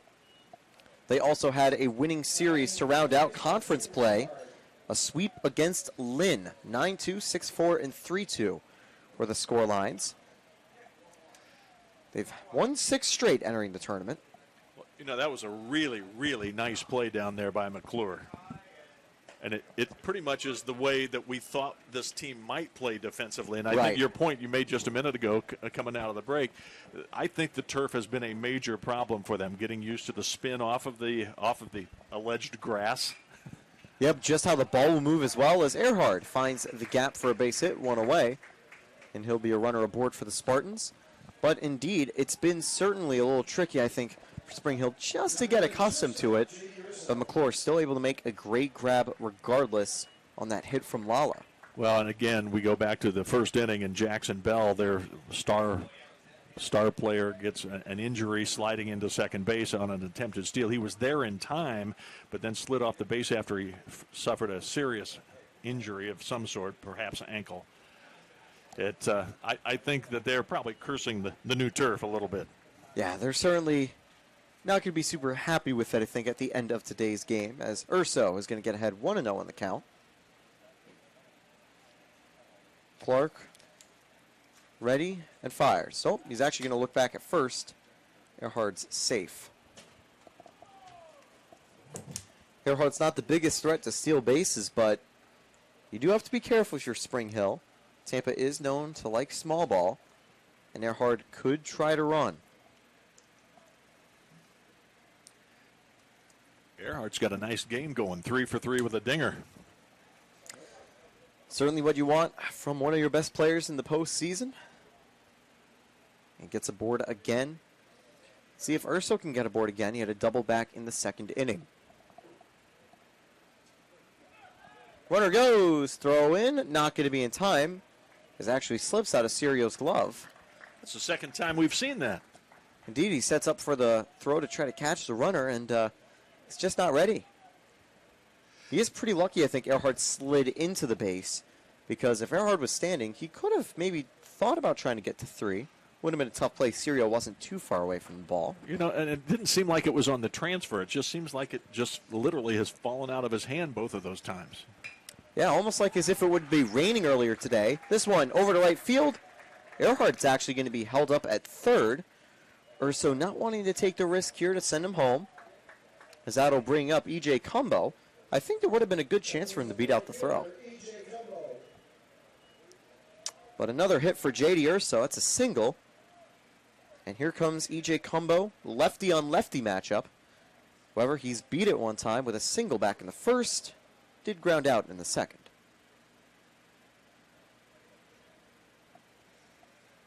Clark with a look over at third.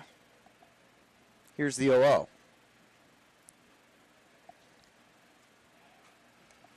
If you're a Badger fan, you're looking for a double play here. And again, they allegedly lead the nation in double plays turned over. So that's what they're thinking about right now, playing close up the middle to try to turn 2.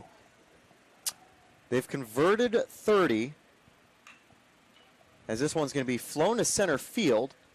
Caught on the run, Earhart will be able to tag up and score. 4 innings, 4 sacrifice runs brought home for the Spartans, and they'll extend to a 6-1 lead. You don't always see 4 sacrifice flies in a ball game. One per inning. Yeah, exactly. And we're not even halfway through. So Tampa just knows how to get the runs home. Although another fun stat for now, they've actually left 4 on the base paths. So despite being able to hit with the clutch, even though they're getting outs, they're usually able to bring a run home while doing it. There still was room for them to score just a few more in those innings. Taken outside for ball 1, it's Anthony Nunez. And speaking of sacrifices, that was how his first at-bat went to give the Spartans a 1-0 lead. In the third inning, he had a triple off the wall.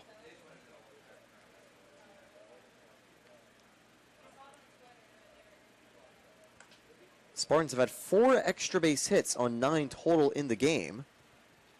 When they've got hits past Clark, they've usually gone deep.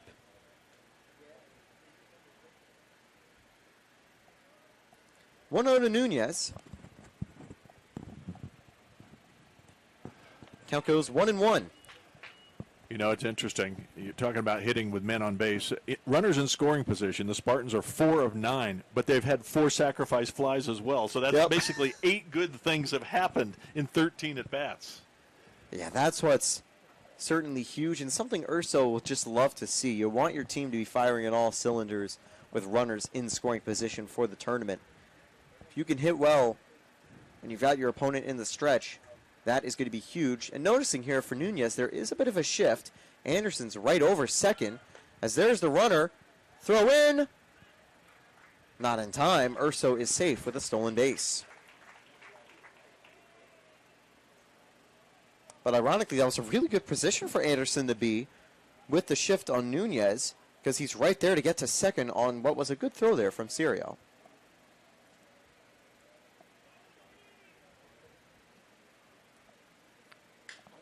Nunez gets under it, and this should end the inning as Ragona tracks it. And it will. The Spartans score a run on 2 hits. However, they'll also leave a runner on second. We'll be back with more regional play. Tampa leads 6-1. Due up, Sweeney, Hunter, and Anderson. I am an NCAA student athlete. And I pledge to be a champion of unity on my team, on my campus, and in my community. I pledge to embrace differences and strive for inclusion and collaboration. I pledge to stand against racism, hate, and discrimination. I pledge to strive for love, care, and forgiveness. I pledge to stand against silence, deceit, and obscurity. I pledge to strive for dialogue, truth, and understanding. I pledge to stand against fear and doubt. I pledge to strive for trust and belief in one another. I pledge to stand against complacency and stagnancy. I pledge to strive for change and growth. I commit to supporting my fellow student athletes in all circumstances that impact them. I commit to both choosing unity personally and encouraging it for all. I pledge these things because we are stronger together. United as one.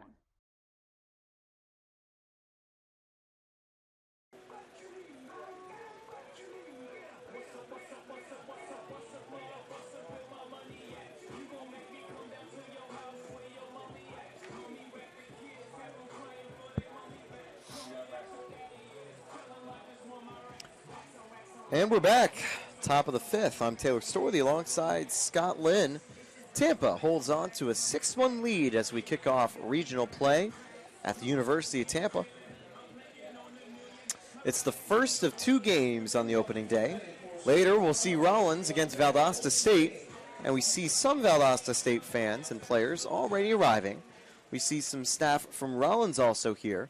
He'll be playing at 5 o'clock should things go smoothly. Make sure you stay tuned. This one's grounded over to third. 1 away. Nunez was an all-defensive player of the year, or one of the team members for the Sunshine State Conference, and proving it with a nice little play. Yeah, Did it nonchalantly. Nice little backhand. No worries at all. He's used to that carpet out there. He certainly is. Here comes Sweeney. He's 0 for 1. He went down looking. And coincidentally, a majority of the strikeouts for Linder today have been strikeouts looking, as he's going to look at strike 1. And actually, yeah, that was Sweeney's. Sweeney who grounded out. He went down looking last time. Hunter, who steps up, he grounded out to short. He could be up for a strikeout here. He's down 0-2 with a swing and miss for the curveball. Talk about making the all-defensive team. The Spartans had, like, I think it was 8 players make all-conference honors in various capacities. You had your pitcher of the year in Alex Canny, and you had your player of the year in the SSC, E.J. Cumbo. So, that's kind of expected, I guess, in that, your team is ranked 3rd in the country. It was ranked number 1 at one time this season. Yeah, certainly expect that. One of the best in the nation to be, well, a lot of players who are among the best in the conference. Drop third strike, throw from Gutcher. Ooh, not in time, out by or safe by a step. It looked to be out on the throw. I thought Gutcher got it in, but it did get far away from him, and Hunter, after a second's delay, realized that he did go around, so he had to run over to first. So give him a strikeout, but he's makes it to first anyway. That was a very nice play, both by Gutcher and the first baseman, Earhart. I mean, that was a very difficult angle. It's a wonder he didn't hit the runner. Yeah, I mean, he was able to get it to first, but yeah, unfortunately for Earhart and Gutcher, Hunter was able to get there just in time on the base path, as now the first pitch is going to be taken for strike 1 by Anderson, who also has had a hit earlier. Bottom of the order has actually gotten some offense on the board. Anderson scored the only run of the game for the Badgers, too. 1-1. Slider looked like it missed down low there. Runner goes. Throw from Gutcher. Just in time. Gutcher has been perfect behind the plate. trying to get these base stealers so far today. Doing a great job. That is the third time he's caught someone out on the base path. And we talked about how many they have stolen and how good their percentage is, and yet Gutcher just says, no problem. I got it. Gutcher has been ready to go as the 2-1 swung on and missed for strike 2. A chance to get out of the inning in what would be a 1-2-3 inning in a somewhat awkward fashion. You do get 3 straight outs, but one of those outs came with the quotation marks of drop third strike, followed up by a caught stealing. Linder will. He's going to get Hunter out looking for his 6th strikeout of the game. Linder, that's his longest outing of the season now. 5 innings, 6 strikeouts, just 1 earned as Tampa holds on to a 6-1 lead. Their 6-hitter, Jamarcus Lyons, will lead off right after this.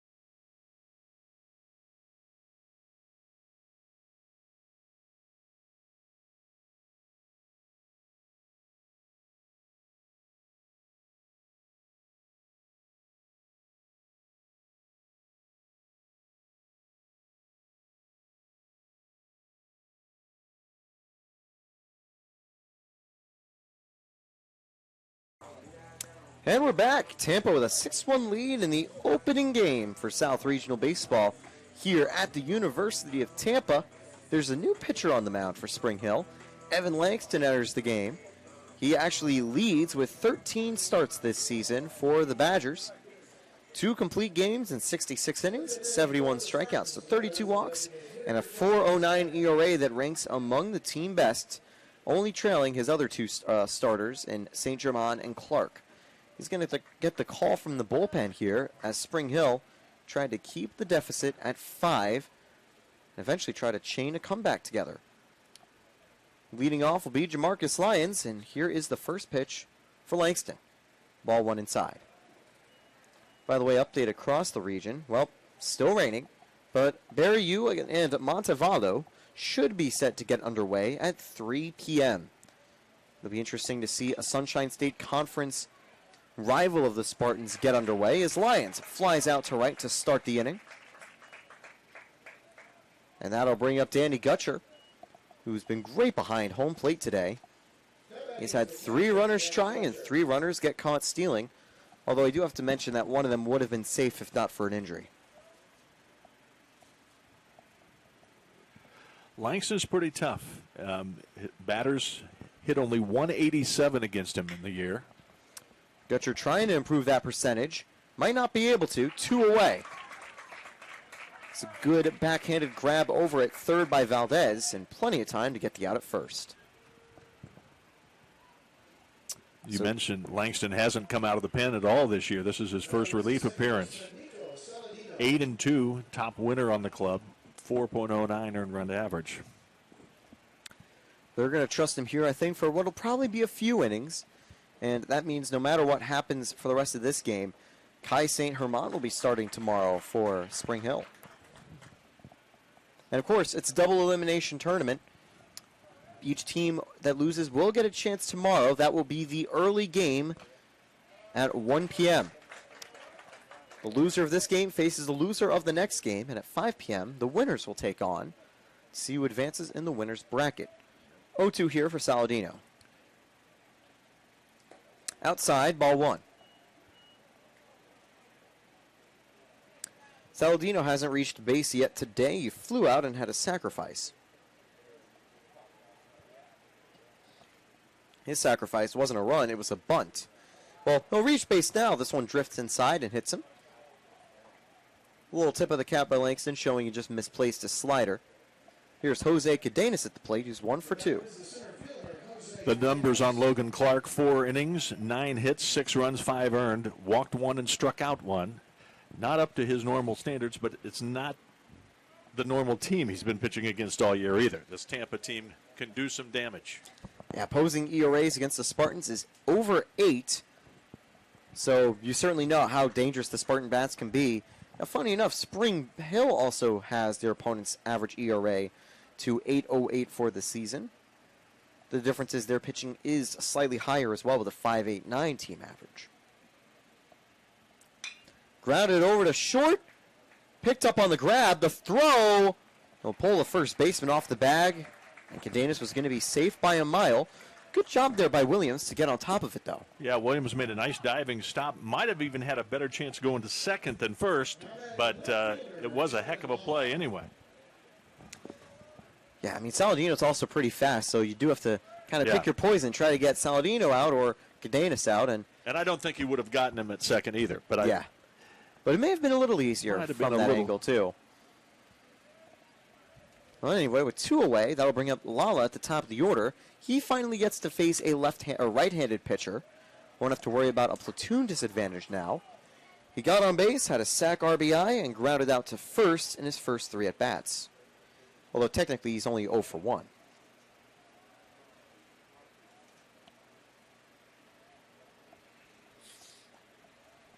Two-0, missing outside.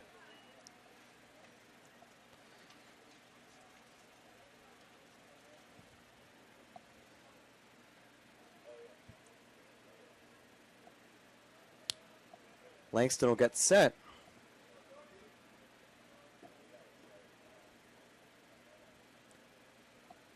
Here's the 2-0. Lala up the middle, and this will likely score Saladino. Cadenas is going to hit to third, and he is safe by some margin. Lala gets an RBI, his second of the game, off his first hit. They'll bring up Drew Earhart, who's 3 for 3 with 2 away, and puts runners at the corners. Cadenas has the speed to make it from first to third on a play like that. Wasn't a bad throw from Ragona. Runner just is able to get there. Definitely a bit of time to spare. Lala goes, and he'll be safe as this one's dropped by Serio. Well, I made a big deal about all the stolen bases from Spring Hill College before the game started, and now it's been the Spartans that have been running wild on the base paths today. True, it's been their 5th stolen base without being caught once. Tampa trying to show they're the true masters of small ball. Earhart takes strike 1 here. A well-located fastball. Spartans have scored in every inning. It looked like this was going to be a quiet inning. The first 2 guys were retired, and then a hit by pitch started things going for the Spartans. For the game, the Spartans are 4 for 8 with 2 outs. So they've been hitting well late in the innings. That's where their bats have come back alive. 2-1 here for Earhart.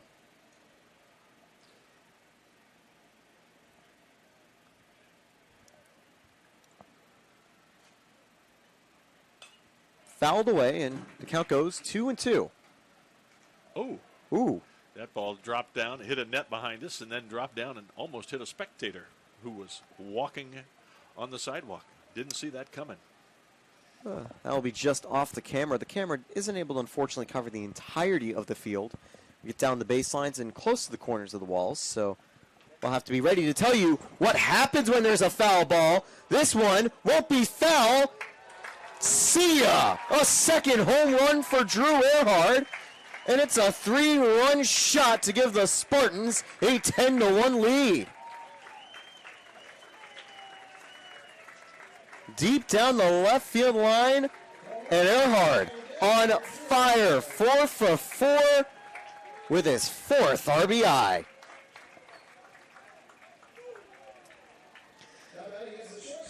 Celebrates with Canny, and the Spartans have exploded in the bottom of the 5th with 2 away. Here comes J.D. Urso, a single and a double. He's technically just a triple and home run away from the cycle. He's going to get ahead 1-0 in a close pitch. Fouled away, the count goes 1-1. Well, if Earhart's last hit was a moonshot, well, this one would be a Jupiter shot. That was going to go out of the park from the moment it left a foot off the bat. I agree. You said it was a no-doubter the first time. This one was definitely not a doubt about it. If you had any doubts, I'd ask you what game you were watching because, yeah, that one was a really good homer. 1-2 here for Urso. He'll fly this one to right field, has some distance, and it's going to drop to the wall. Off the wall, it's actually not going to be a ground rule double. J.D. Urso, a 2-out triple. Well, now he's just a homer away. I usually say that jokingly, that he needs a triple and home run for the cycle, knowing how hard it is. Urso must have heard it, because now he is just a long ball away from completing the cycle. And with 2 outs, another run is in scoring position for E.J. Cumbo, who also will now get to face a pitcher who's not a lefty for the first time today. And again, Cumbo, the SSC Player of the Year. By the way, this is the first 4-hit game of the year for Earhart. Kind of surprised. Someone who's hitting .370 doesn't have a 4-hit game up until now. He's got a bunch of 3-hit games. Yeah, and that's not a surprise. But good to see Earhart saving his best for last. Well, ironically enough, first in terms of tournament play. 2-0 taken here by Cumbo. He also has an RBI on a sac fly.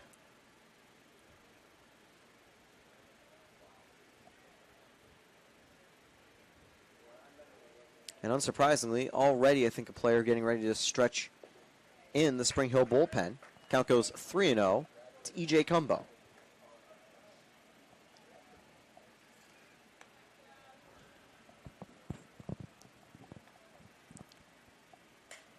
Fouled away. Count goes 3-1. Interesting to see him go in the 3-0 count. Normally you want to take there, but Cumbo must have really saw something he liked, but just couldn't get to it.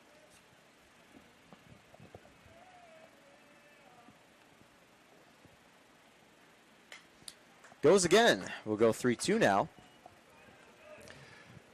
It's almost like he was just spoiling those pitches. He just wants to get one good one right down the middle.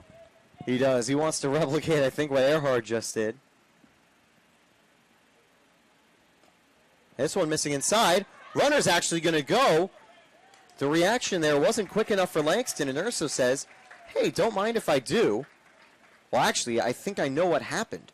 Cumbo went around. That was strike 3, so while it is going to be the first strikeout for Langston, or no, wait, never mind. That was ball 4. No, I definitely got that wrong. I forgot that there was already 3 balls because Cumbo had just swung twice. But no, indeed, it missed inside, and as it got away from Sirio, Urso said, don't mind if I do, and he takes home base. Scores on that passed ball. That's how it's scored. It's an 11-1 Spartans lead. We learned the hard way last year that there was no run-ahead rule in the postseason and any time for Sunshine State Conference play. So we still keep going, 11-1 Spartan lead. As this one goes just in the outside corner, 1-1. I wasn't at that game last year when Tampa beat Spring Hill 35-4, but I was watching on Twitter and I went, wow, this is really something. It certainly was. In fact, that was the first game I worked with Jack Ike all year. It was Tate Gebhardt, who's over at LSU now, completing some graduate studies. Hopefully he's doing well, maybe even tuning in for the Spartans playoff game, who was with Jack Ike the majority of the last baseball season. And I've replaced him as finally Spring Hill get out of the inning. But Tampa has been able to do the most damage they have all day. 5 runs, 4 hits, no errors, and 1 left on first. The big moment of the inning was another home run from Drew Earhart. We'll be back in the top of the 6th inning. Due up for Spring Hill, 9-1-2. We'll see you real soon. I am an NCAA student athlete. And I pledge to be a champion of unity on my team on my campus and in my community. I pledge to embrace differences and strive for inclusion and collaboration. I pledge to stand against racism, hate, and discrimination. I pledge to strive for love, care, and forgiveness. I pledge to stand against silence, deceit, and obscurity. I pledge to strive for dialogue, truth, and understanding. I pledge to stand against fear and doubt. I pledge to strive for trust and belief in one another. I pledge to stand against complacency and stagnancy. I pledge to strive for change and growth. I commit to supporting my fellow student athletes in all circumstances that impact them. I commit to both choosing unity personally and encouraging it for all. I pledge these things because we are stronger together. United as one.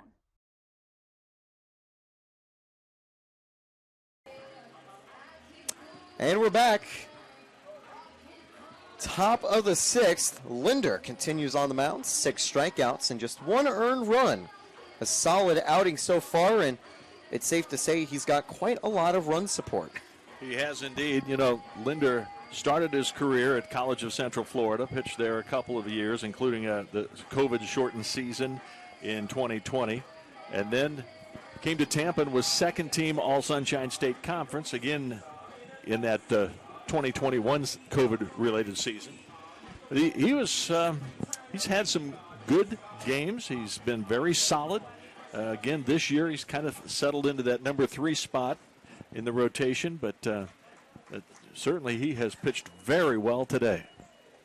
And he's got the call to start here for Thursday to open up regional play as we get set to resume. Sirio leads off. He had a hit last time. Not a bad grounder, just going to go foul. And the count goes 0-1.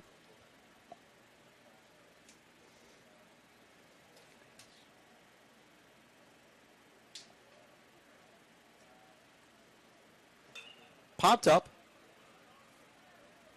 Saladino will get under it. Sun certainly won't be the nicest thing to look at, but he's able to track the ball nonetheless.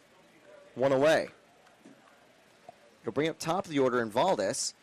The big 4 to lead off for Spring Hill are currently 0 for 7, but of course that doesn't count the player who had the leadoff hit, who had to exit via injury. And Jackson Bell, we do hope he's still doing okay as he gets treated. Ball 1 missing up high. Valdez doesn't have a hit, but he did score a run on a fielder's choice, getting an RBI, the only RBI of the game for the Badgers.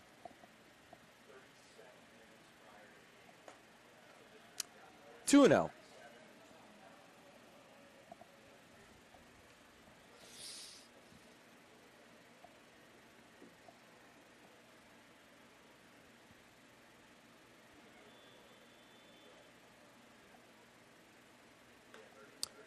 Linder missing the zone.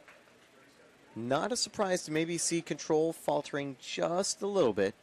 This is his longest outing of the year, completing the 5 innings and getting a taste of the 6th inning.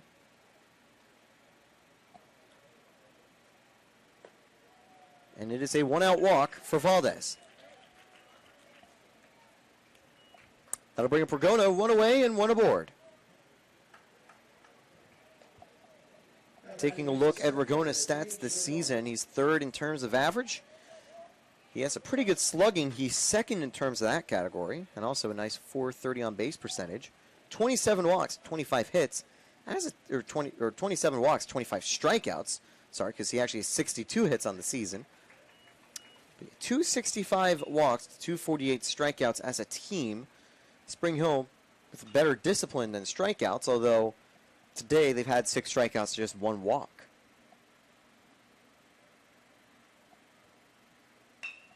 Grounded, that one's going to hit off Linder. And they'll get the force at second. Grade that a 164 fielder's choice. And that was a terrific play. Good job by Urso, just tracking behind. Yeah. To slide in. Saladino, Ollie did the shortstop's job of just getting to second when it went over to the second base side. And there wasn't enough time to turn 2, but they get 1 important out, and certainly a good play, heads up on defense.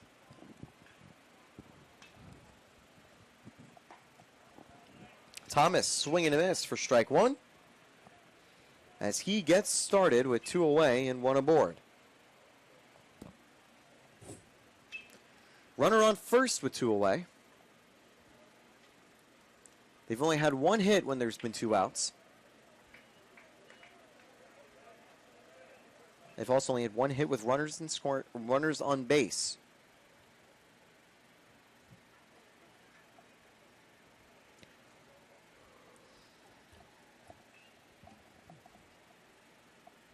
Swung on and missed, and that'll be a 7th strikeout for Linder. That is a quality start as he gets out of the inning. No runs, no hits, no errors, just a walk and a fielder's choice to put runners aboard. And we'll head to the bottom of the 6th. The Spartans 6, 7, 8 hitters due up.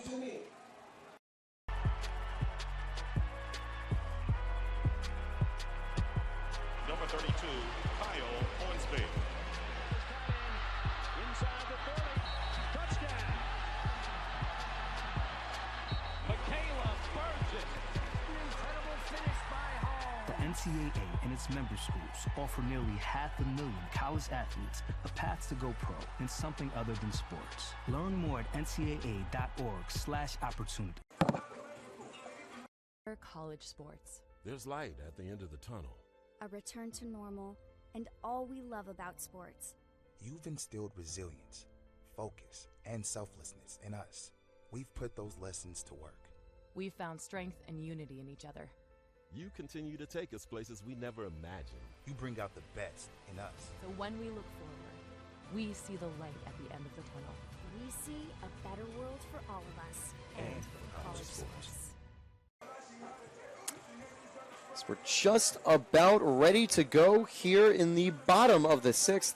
Tampa holds on to a pretty comfortable lead for now. I'm Taylor Storthy alongside Scott Lynn. You're watching the Sunshine State Conference Digital Network and the NCAA Regionals here for D2 Baseball. And again, if you're a fan of Barry or Montevallo, that game should hopefully be starting at 3 p.m. But for now, game 1 in the other half of the regional has already been a bit of a movie.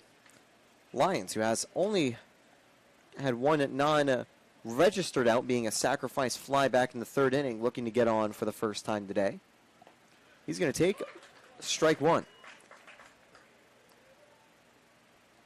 4 earned from Langston last time on the mound. He's come in for relief here. And get a green light to continue. Ooh, swing and a miss. A good off-speed pitch that completely fooled Lyons. Just messed up his timing that time. 0-2. Lions a drive to right, but in play for Thomas. 1 away. That'll bring up Danny Gutcher. Now, Scott, you mentioned that Danny Gutcher had a few multi-hit games earlier in the season. Well, believe it or not, he's actually had a 3-home run game earlier on in the campaign. Very nice. That's been how he's actually gotten the majority of his home runs over a couple long weekends where he's really found ball to bat with a lot of power. It's also how he currently leads the Spartans in home runs for the season. Because, of course, the unfortunate downside for the Spartans was the injury that afflicted E.J. Dosko halfway through the year. Yeah, he'd had 6 home runs in just about half the season. Indeed, and certainly would have been able to get a few more as the season progressed. And would have had a chance as well to play against his old team, Valdosta State, later today. Or later this weekend, depending on how the brackets have gone. As he takes low for ball 2. But it would have been fun for that reunion game for Dosko that unfortunately he missed out on. Pinch hitter actually for pinch hitter for Gutcher. Here comes Santiago Garavito. Tampa giving him a chance at the plate. The duo have gone back and forth in terms of the catcher position. And Garavito will get the call for the rest of the game here behind the plate. Gives Garavito a taste of postseason action.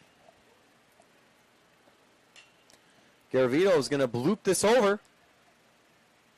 Caught. Williams tracking back for the second out.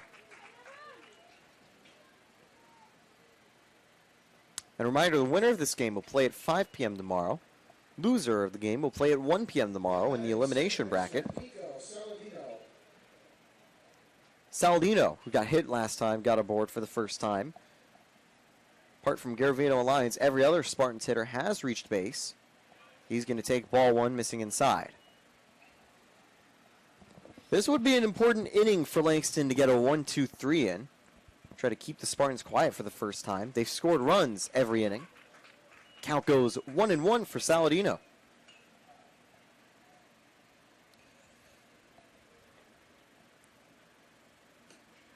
Inside misses 2-0.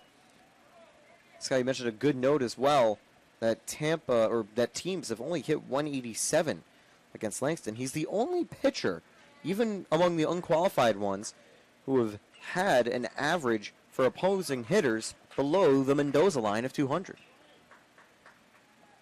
That shows that he doesn't like to give up a lot of base hits. No, and a good swing and a miss right there as he got the whiff. Misses outside. The count will go full for Saladino. Cadenas is on deck, and they're not going to make that change, I don't think. If the number is different than 40 on the jersey, then we'd see a difference. And Cadenas will get a chance as Langston actually rolls over, disappointed that he missed that off-speed pitch there. 1 aboard and 2 away.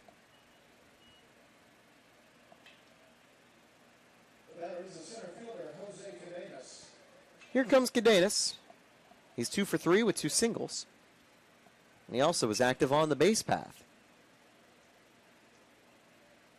Earlier in the game, he stole second and got to third on an errant throw from Sirio. Well, this will be a third hit of the game for Cadenas. Getting into the gap. It will score Saladino as it rolls all the way to the wall. Cadenas will round it a third with a 2-out triple. He stayed on the bag just enough. It was actually a really good relay from Ragona all the way in. I believe it was Williams who then got the throw to Valdez. But it's an RBI. You're a gambler, calling him out, or calling him safe before he was even in there. Ooh, that was close. It certainly was. In fact, it surprised me how close it was. But it also is, I think, my trust of Cadenas on the base paths. He is a very, very fast man. He's got the speed, that's for sure. Lala takes low for ball 1. Lala's reached base twice, and he's also had a sacrifice fly. 1 for 2 with 2 RBIs. Believe it or not, that would actually drop his OBP on the season because of just how good he's been on getting on base. Yeah. He'd need to get on here to keep it positive. That is the struggles of success. Count goes 1-1 for Lala. Fouled away, 1-2.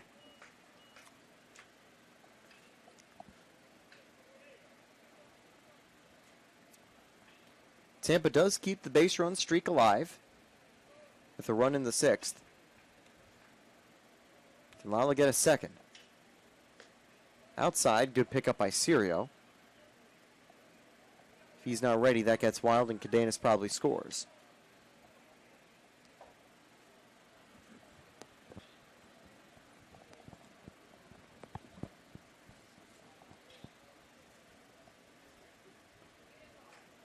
And that is going to be ball 3, just missing away.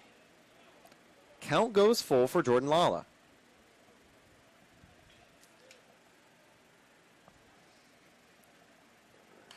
Lala drive and foul. We'll go again. I think just missed the sweet spot. Wasn't bad contact.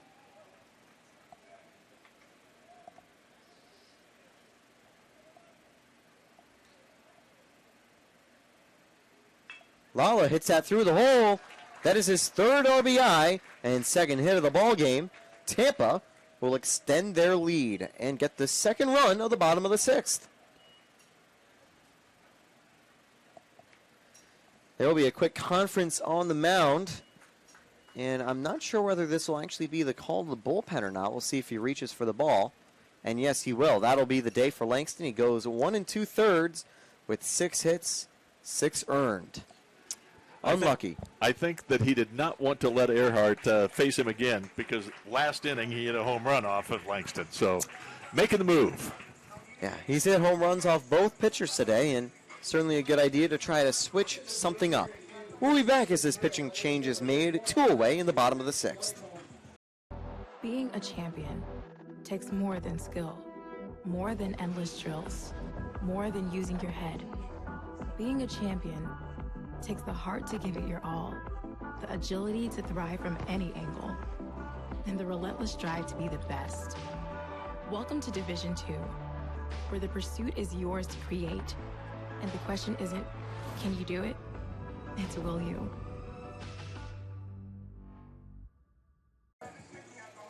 The lefty, Matthew Delcombe, will enter the game.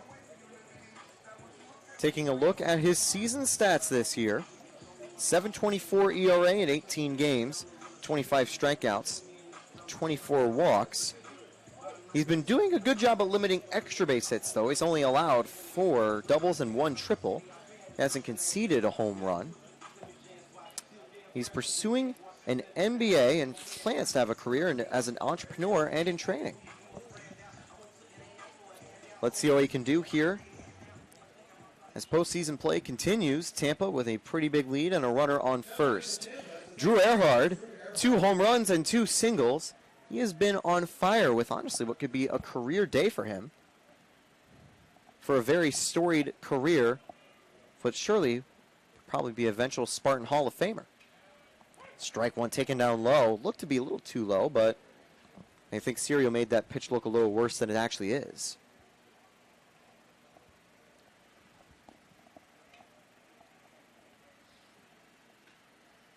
Swing and a miss. It's 0-2. Delcombe brings a little heat. Certainly does. You saw Ehrhard dance away from the plate, surprised at the fastball inside. Now here's the 0-2.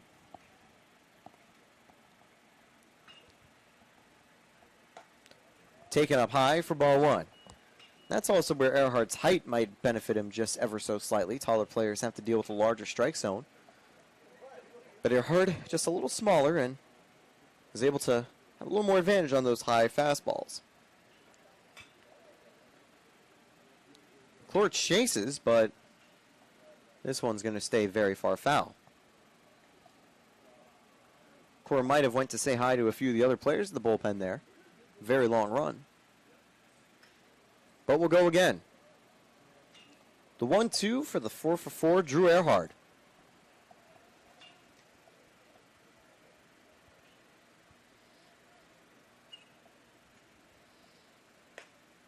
Two and two taking outside.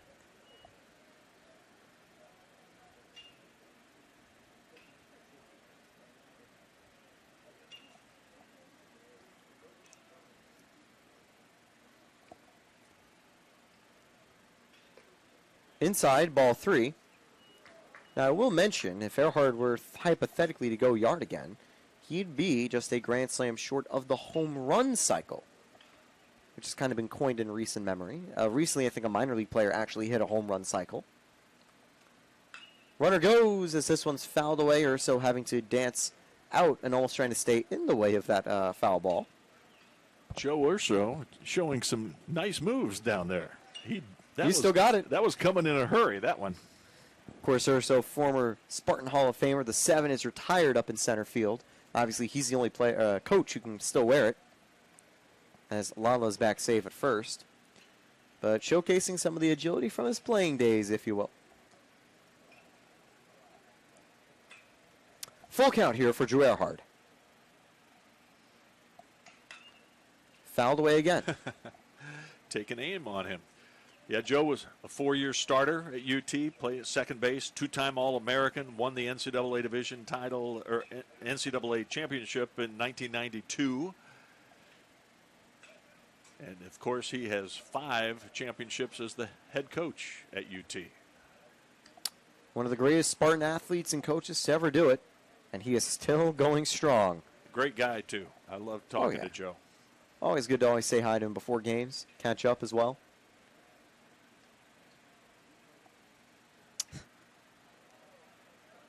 Delcombe saw Lala steal a few times, and he's trying to make sure Lala won't go again on the full count pitch. Popped up. Is it playable for McClure?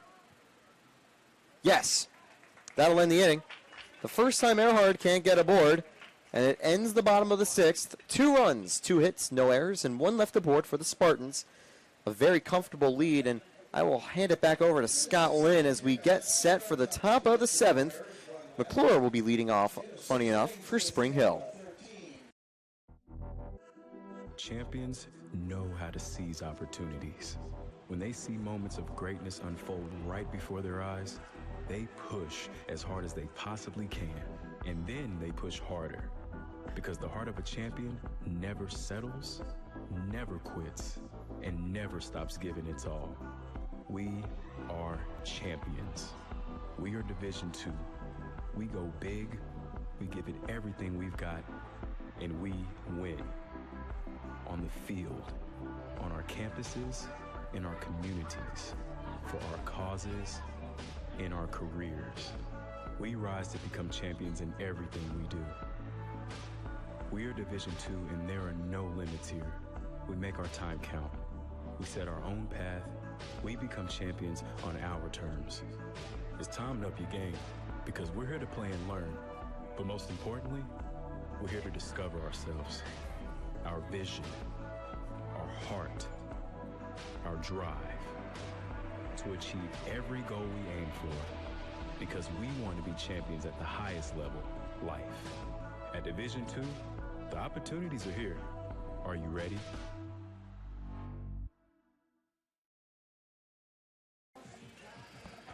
Scott Lynn in the saddle now as we head to the top half of the 7th inning. Tampa leading Spring Hill College by the score of 13-1. There is a pitching change for the Spartans. Eric Linder's day is complete. He goes 6 innings, allows 4 hits, 1 run. It was earned. He walked just 1 and struck out 7, a season high by far. He had not struck out more than 2 batters in any game all season, and in fact, had only struck out 17 in all of his appearances this year. So 7 strikeouts today against Spring Hill College has put him in position to be the winning pitcher today. But Ashton Pokel is now in the game, number 37. Pokel, a right-hander, 6'2", 205-pound freshman out of St. John's, Florida, Bartram Trail High School. And the first batter he'll face is Norris McClure, who takes a fastball in there for a strike. McClure grounded to second in the second and struck out in the 4th. Swing and a miss. McClure in a hole, 0-2. Outfielders playing him straight away. McClure, the cleanup hitter, fouls that one back off the screen. Evan Langston's day is done as he was taken out for Delcump. And Langston went 1 2/3, gave up 6 hits, 7 runs, all earned. He walked 2 and did not strike out anybody. He hit a batter as well.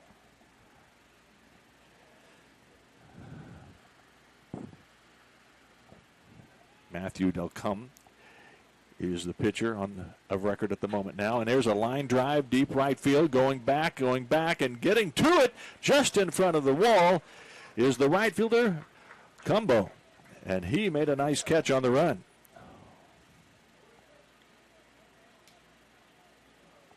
I thought that had a chance to get over his head for a moment. But Cumbo went back, and the SSC Player of the Year made a nice defensive play. That'll bring up Seth Williams. He doubled down the right field line in the second and was called out on strikes in the 4th. He takes a ball. 13-1. The Spartans have scored in every inning. They've left runners on in every inning, as a matter of fact. And there's a pitch off, ball 2. Spartans stranded 2 in the 1st, 1 in the 2nd, 1 in the 3rd, 1 in the 4th, 1 in the 5th, 1 in the 6th. But they have scored plenty.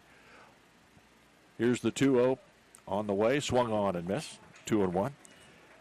Spartans with 1 in the 1st, 3 in the 2nd, 1 in the 3rd, 1 in the 4th, 5 in the 5th, and 2 more in the 6th, and that's where we're at, 13-1.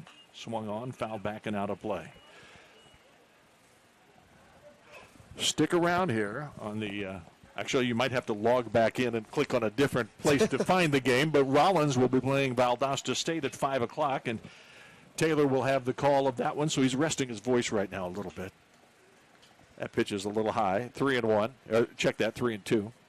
Certainly got a long weekend ahead of me and a pretty good matchup coming up, so yeah, have to be ready. Valdosta State, the Blazers, and the Tars. a thorn in our sides throughout the season and last season too. Again, the Spartans, if they hold on, will play at 5 o'clock tomorrow. There's a line drive into right field in front of Cumbo. He'll play it on a hop. Oh, it gets over his head, and here on the races goes Williams. He'll get into second base safely. Well, that ball was hit hard and took a big hop over Cumbo. Cumbo had made a great play going back on the long fly ball. Finds himself eaten up by that big hop. That was a good idea there by Cumbo. Just keep some distance, be ready for the hop, but apparently he didn't go back far enough because it took a very high hop. It's going to be called a single and an error. Single for Williams and an error on Cumbo. That's the first error of the game for the Spartans. The batter now is Luke Sweeney. He takes ball one. Sweeney called out in the second. Grounded out in the fourth. He bats here in the seventh. Check that. It was in the fifth he grounded out. And now here in the seventh, the count is 1-1.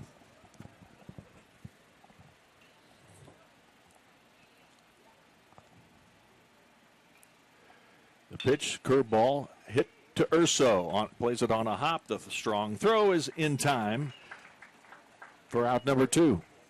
That ball was struck solidly, but Urso was right there.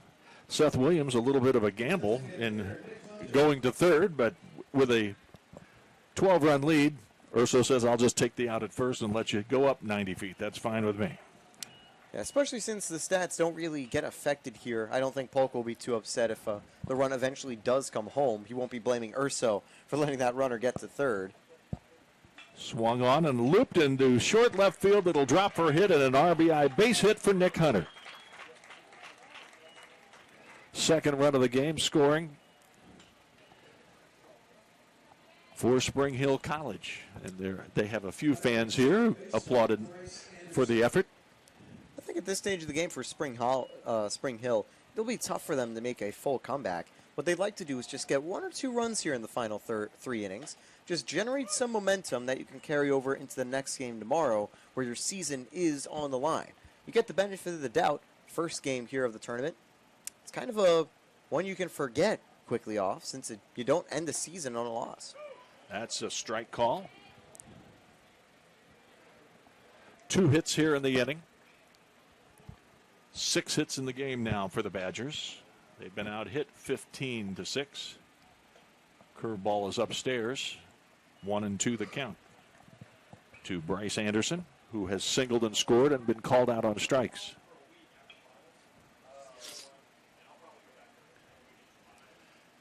Swung on and missed. He struck him out. For the second time today, Anderson is out on strikes, and we have reached the 7th inning stretch. 1 run, 2 hits, no errors. Checked out, 1 error and 1 man left on base. We head to the bottom of the 7th. It's Tampa 13, Spring Hill College 2.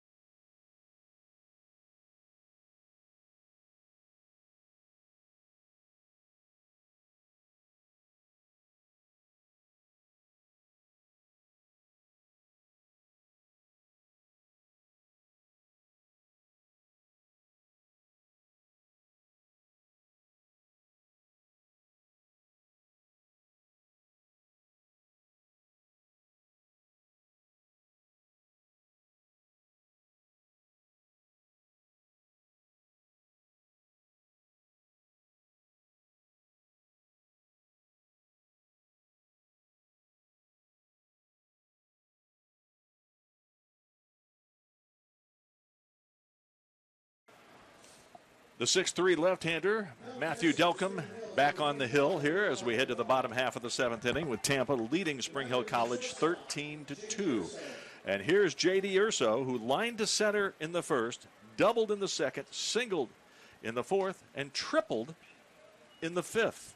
He has a chance for the cycle. All he needs is to hit one out. Hardest one to do, however, in terms of power. Down the right field line, foul and out of play. 1 ball, 1 strike. The count to J.D. Urso.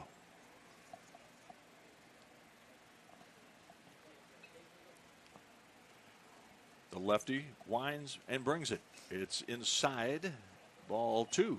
2-1. It's Urso, Cumbo, and Nunez due here. The 3, 4, and 5 hitters, and a strike call as he threw it. Got a lot of the zone there, and J.D. could not pull the trigger. 2-2 the count.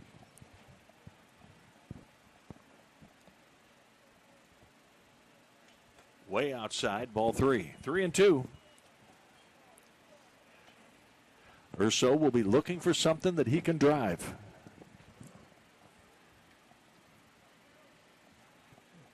Here it comes. It is low, ball 4. Great patience and a good eye.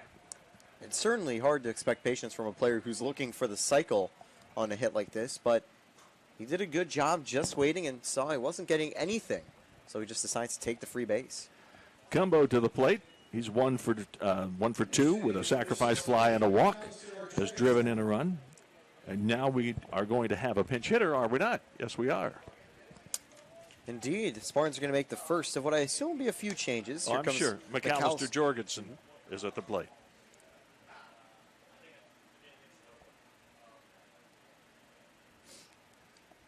Jorgensen takes the pitch down low. He's had 3 walks to 3 strikeouts, so pretty even K to walk rate so far at the plate, coming on as a pinch hitter. Jorgensen batting 188 on the season. Pinch hitting here, take a swing and a miss. Maybe a foul tip.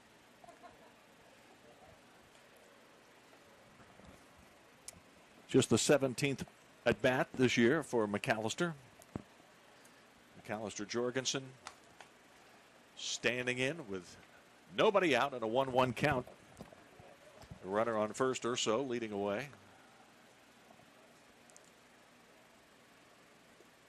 Off speed stuff, down and out. 2-1.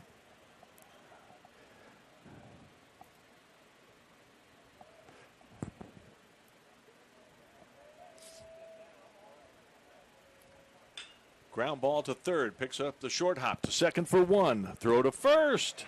In time, double play. And there's that double play that we were talking about.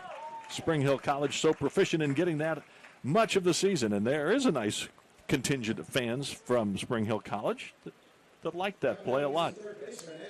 Certainly good to finally see the 5-4-3 get converted there and puts 2 on the board outs for the Spartans as they're now in danger of going their first inning without scoring a run in the game.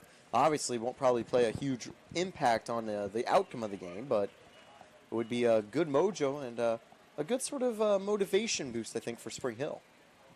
Anthony Nunez takes a strike. Here comes the next pitch. Swing and a little looper. Caught by the shortstop. Williams going up high to make the grab, and there it is. The first time this game that the Spartans do not score, and the first time they did not leave a runner on base, as a matter of fact. We have played 7. It's Tampa 13, Spring Hill College 2. Nice to be with you here on a beautiful afternoon in Tampa. I am an NCAA student athlete. And I pledge to be a champion of unity on my team, on my campus, and in my community. I pledge to embrace differences and strive for inclusion and collaboration. I pledge to stand against racism, hate, and discrimination. I pledge to strive for love, care, and forgiveness. I pledge to stand against silence, deceit, and obscurity. I pledge to strive for dialogue, truth, and understanding. I pledge to stand against fear and doubt. I pledge to strive for trust and belief in one another. I pledge to stand against complacency and stagnancy. I pledge to strive for change and growth. I commit to supporting my fellow student athletes in all circumstances that impact them. I commit to both choosing unity, personally, and encouraging it for all. I pledge these things because we are stronger together. United as one.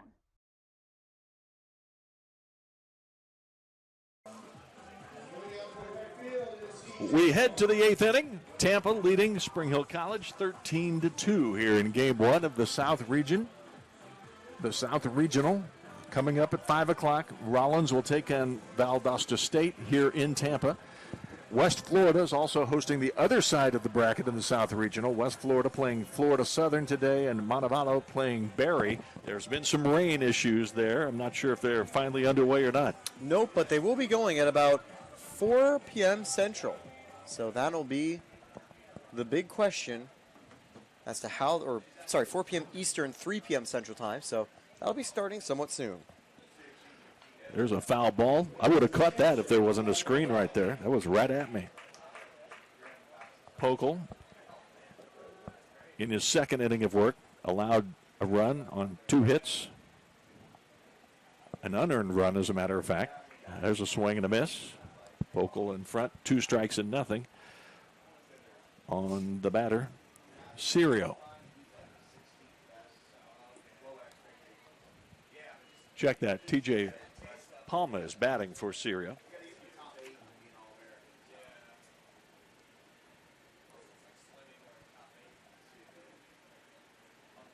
Swung on and a fly ball into left center field, ranging over the left fielder. Lala makes the catch.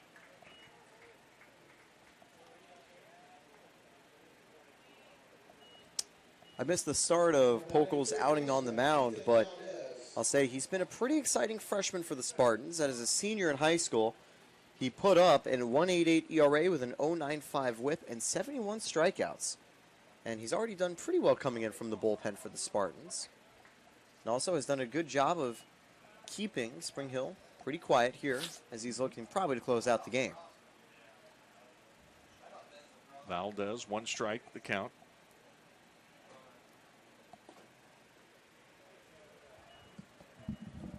One and one now.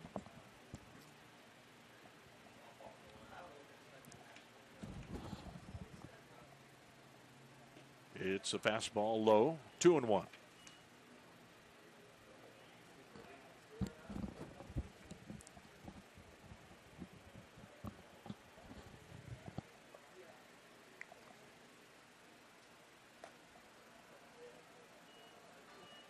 And that misses. It's 3-1 now.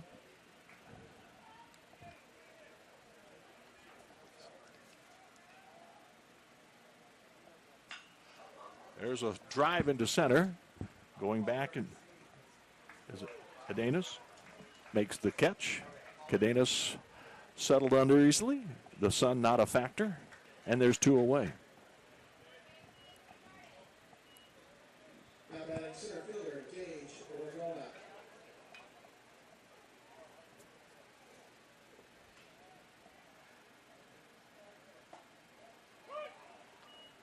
That's in there for a strike. Pokel working really fast here. Yeah. Transitioned from the previous batter to the next one very quickly. TJ Palma is out in right field, by the way. Replacing Cumbo. He was the one who went in defensively in the top of this inning. That misses. 1-1 the count. It's Lala, Cadenas, and Palma around the outfield. McAllister now at second base. That pitch is up and away.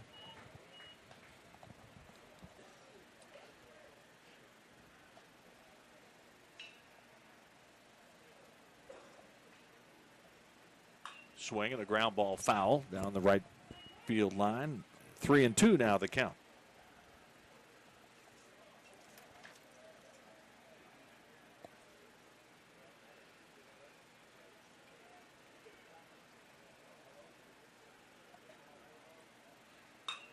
Ground ball. McAllister dives, gets it, but will not be able to make a throw. It's a base hit for Ragona, his first of the day. Really good dive there by McAllister Jorgensen, but just can't come up with the out. Just a very hard play to make.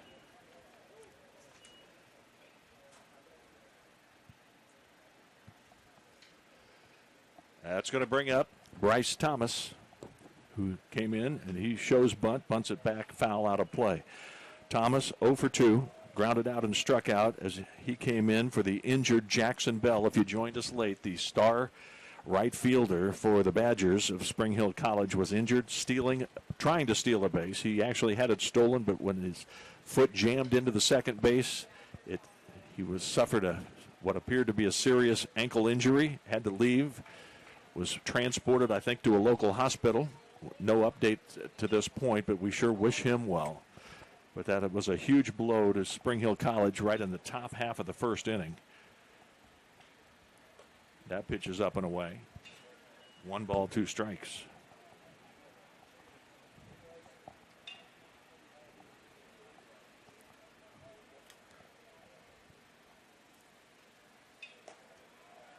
And that misses. 2-2.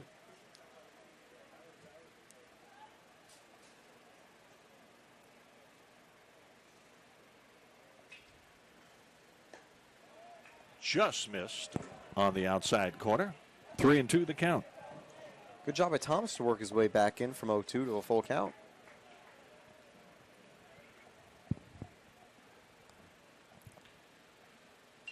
And that pitch is outside. 2 men on here in the top half of the 8th inning. Oakle having a little trouble getting things nailed down here. Here is McClure. McClure hit that long drive over the head of Cumbo, who went back and made the catch about a step in front of the wall. His last time up, he's 0 for 3 on the day. The runners are going and swinging a foul ball back. Ragona was immediately heading over to third before Pokel had even thrown it. He was just hoping to get him off guard there. Well, I got to think that the first-year manager, head coach Walker Bullington, is trying to make something happen, getting the runners started. Swing and a line drive, short center field. There to make the catch is Cadenas, and that will end the top half of the 8th inning. No runs, a hit, a walk, 2 men left on. We head to the bottom half of the 8th. It's Tampa 13, Spring Hill College 2. Being a champion takes more than skill, more than endless drills, more than using your head. Being a champion takes the heart to give it your all, the agility to thrive from any angle, and the relentless drive to be the best. Welcome to Division II, where the pursuit is yours to create. And the question isn't, can you do it? It's, will you?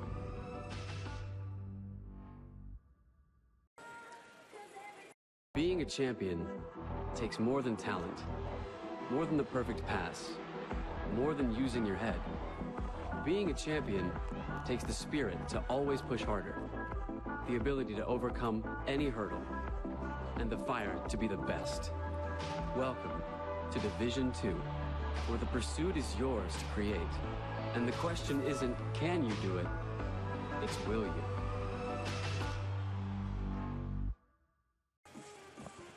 As we head to the bottom half of inning number 8, Matthew Delcom is back on the mound once again for Spring Hill College. He has pitched 1 1/3 and only walked 1 man, has not given up a hit, did not give up a run. The only pitcher to have any success really today against the Tampa Spartans. As we head to the bottom half of the 8th inning, it's Lions. Jamarcus Lyons has flown out 3 times today. 1 was a sacrifice fly. He's also struck out. He's 0 for 3 officially. That pitch is in there for a strike. All 3 of those flyouts were to right field where Thomas is at. By the way, there has been a change behind home plate. Benoit is now catching. Good catch, my friend. And the first pitch actually bounced off his glove. So it was called a strike. He couldn't keep it in front of him. That would have been funny if that was strike 3 and Lions tried to get to first on a drop third strike that he didn't even swing at. Pop foul back and out of play. Benoit breaking in a new glove maybe, huh? Potentially. Maybe that's it. Benoit, I think, has certainly spent more of his season coming off the bench to help. It's probably a reason. He just needs to get it a little more worn in. Well, it's the end of a long day, too, and a long, difficult day. For sure. So Sirio is getting the rest of the afternoon off. 2 balls and 2 strikes now, the count to Lions. And that's ball 3.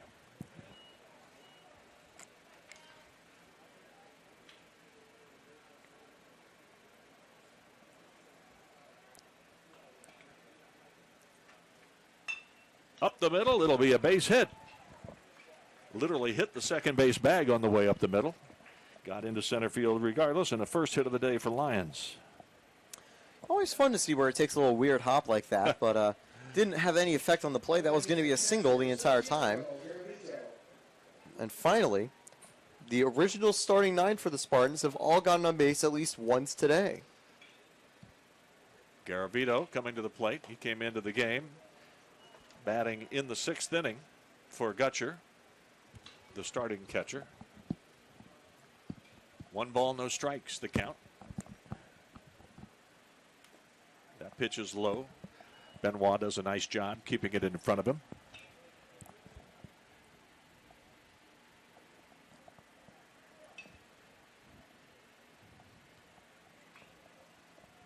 Two and nothing, the count. Ball 3. On deck is TJ Palma. And I have a feeling as the bottom of the order continues to come up, we probably actually won't see any more changes, at least until we get to, say, Lala and Earhart. As Garavito took all the way. Yep. 3-1. Because you've already had Palma and you already have Cadenas, who's usually the defensive replacement. And ball 4. It is indeed. So 2 men on here. And Palma coming to the plate.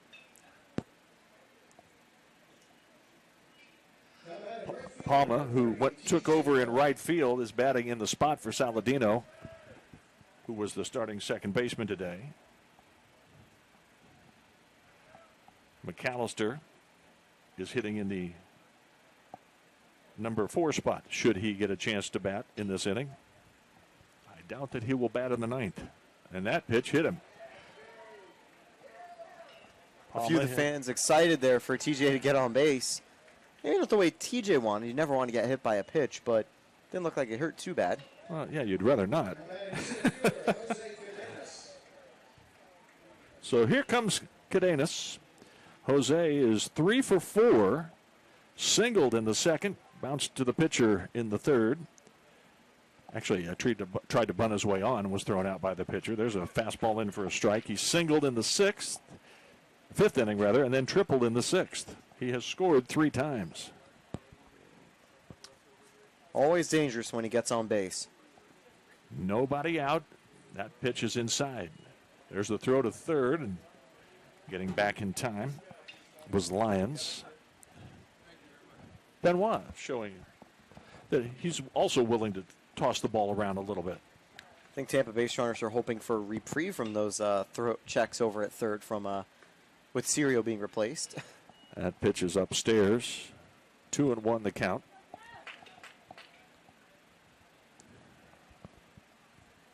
Spring Hill, if it stands as it is right now, will play tomorrow at 1 o'clock against the loser of the 2nd game tonight between Rollins and Valdosta State. That pitch is outside. There is nowhere to put him. It's 3-1. So let's see what Cadenas does here.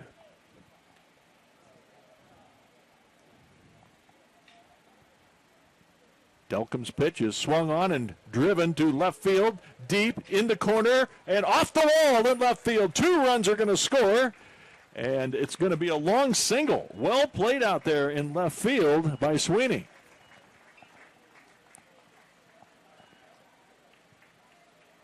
Two-run base hit off the wall.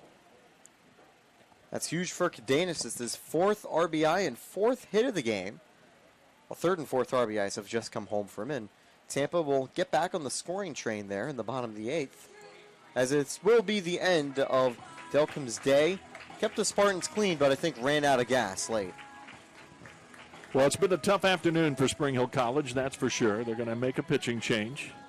We'll step aside here for just a second and then come right back here as we continue at the bottom of the 8th. The Spartans have upped their lead. It's now 15-2. I am an NCAA student athlete. And I pledge to be a champion of unity on my team, on my campus, and in my community. I pledge to embrace differences and strive for inclusion and collaboration. I pledge to stand against racism, hate, and discrimination. I pledge to strive for love, care, and forgiveness. I pledge to stand against silence, deceit, and obscurity. I pledge to strive for dialogue, truth, and understanding. I pledge to stand against fear and doubt. I pledge to strive for trust and belief in one another. I pledge to stand against complacency and stagnancy. I pledge to strive for change and growth. I commit to supporting my fellow student athletes in all circumstances that impact them. I commit to both choosing unity personally and encouraging it for all. I pledge these things because we are stronger together. United as one.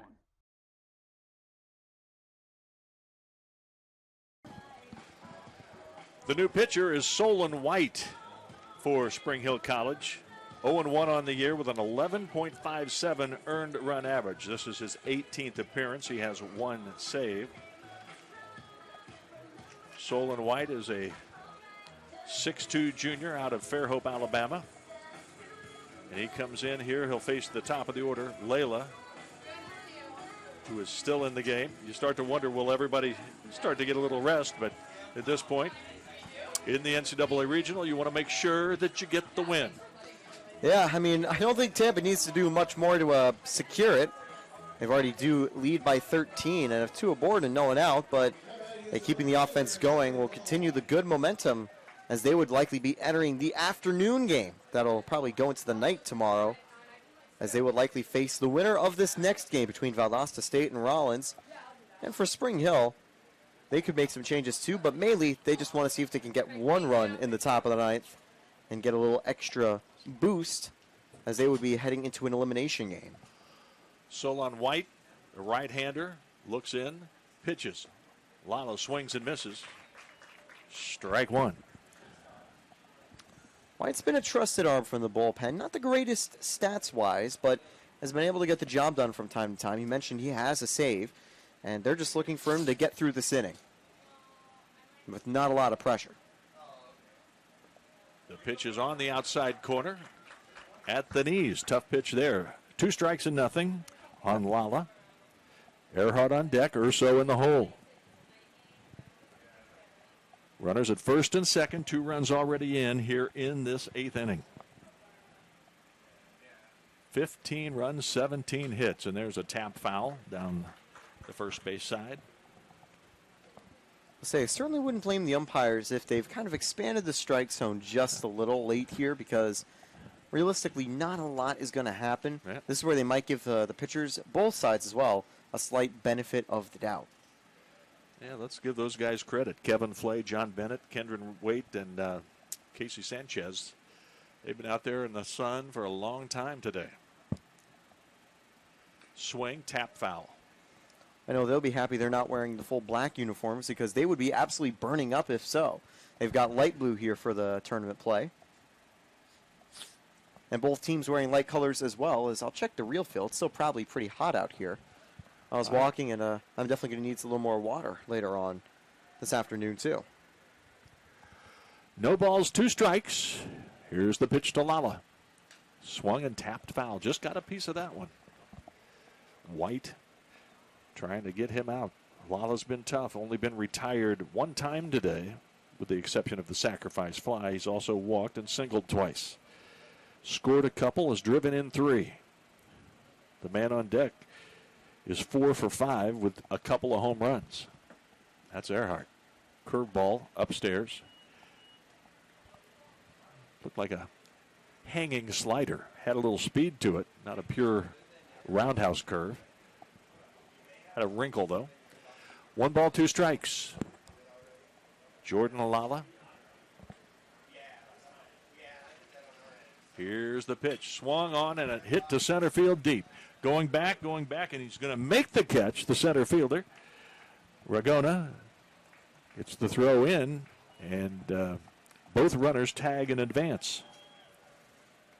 So a long fly ball to center field moves the runners to second and third with one out.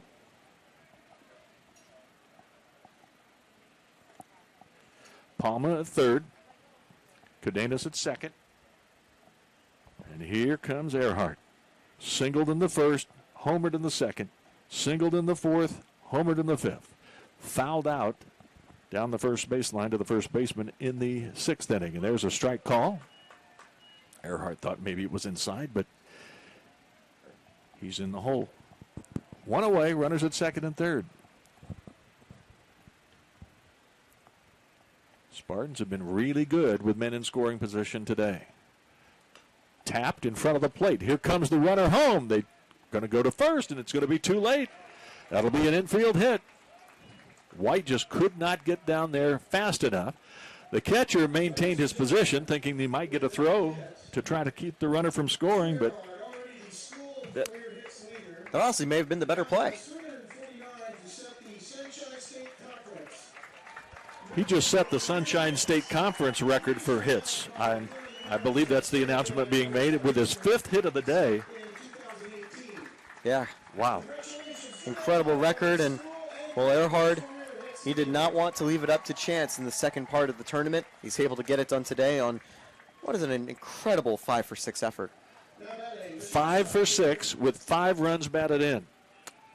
Have a day, Drew Earhart. Wow. My hat's off to you, even though I'm not wearing one. And here comes J.D. Urso. He has a single, a double, and a triple, and he takes a strike on the outside corner. He's also walked, scored once, stole a base. He's pretty much done a lot of good things today. He takes that one, a curve, just out of the zone. Good take. I got to say, it's tough, I think, for Urso to really maintain his discipline here, as he is looking for the final type of hit that he hasn't gotten yet today.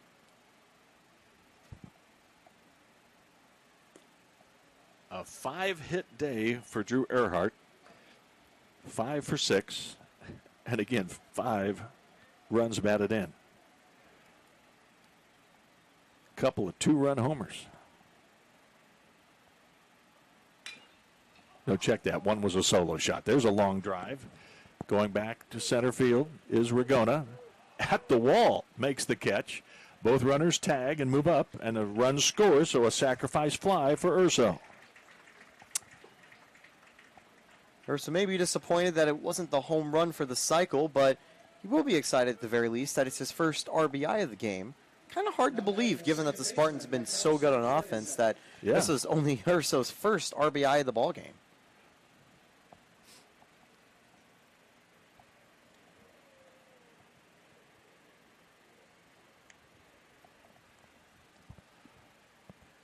(17-2) the score. That curveball is in there for a strike. Well, it's not 35-4 like it was last year. Right. But it has been a convincing victory here for the Tampa Spartans, who are just 3 outs away and still batting in the bottom of the 8th, actually.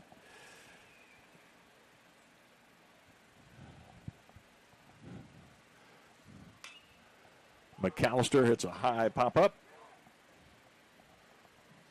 And the shortstop ends the inning with the catch. And that will do it. So, a big inning for the Spartans as they score on just 3 hits. They did get a walk and a hit batter, and both of them scored.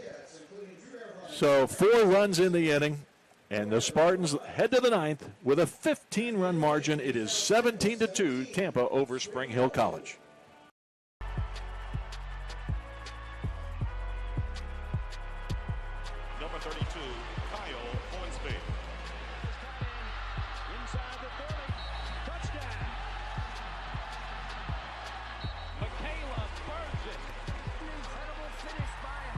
NCAA and its member schools offer nearly 500,000 college athletes a path to go pro in something other than sports. Learn more at ncaa.org/opportunity.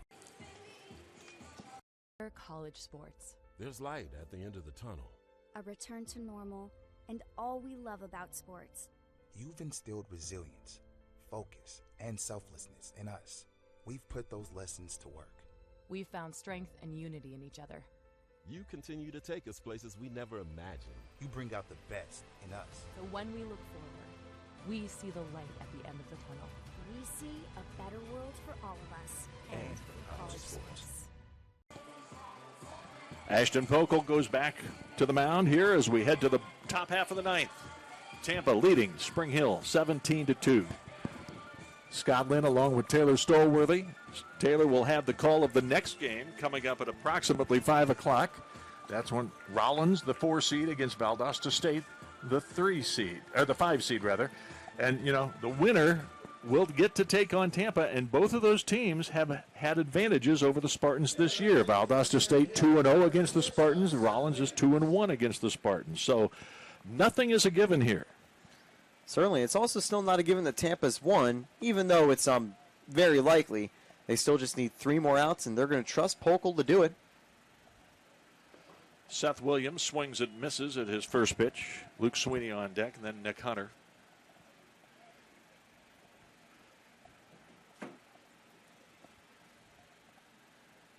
Swing and a foul ball.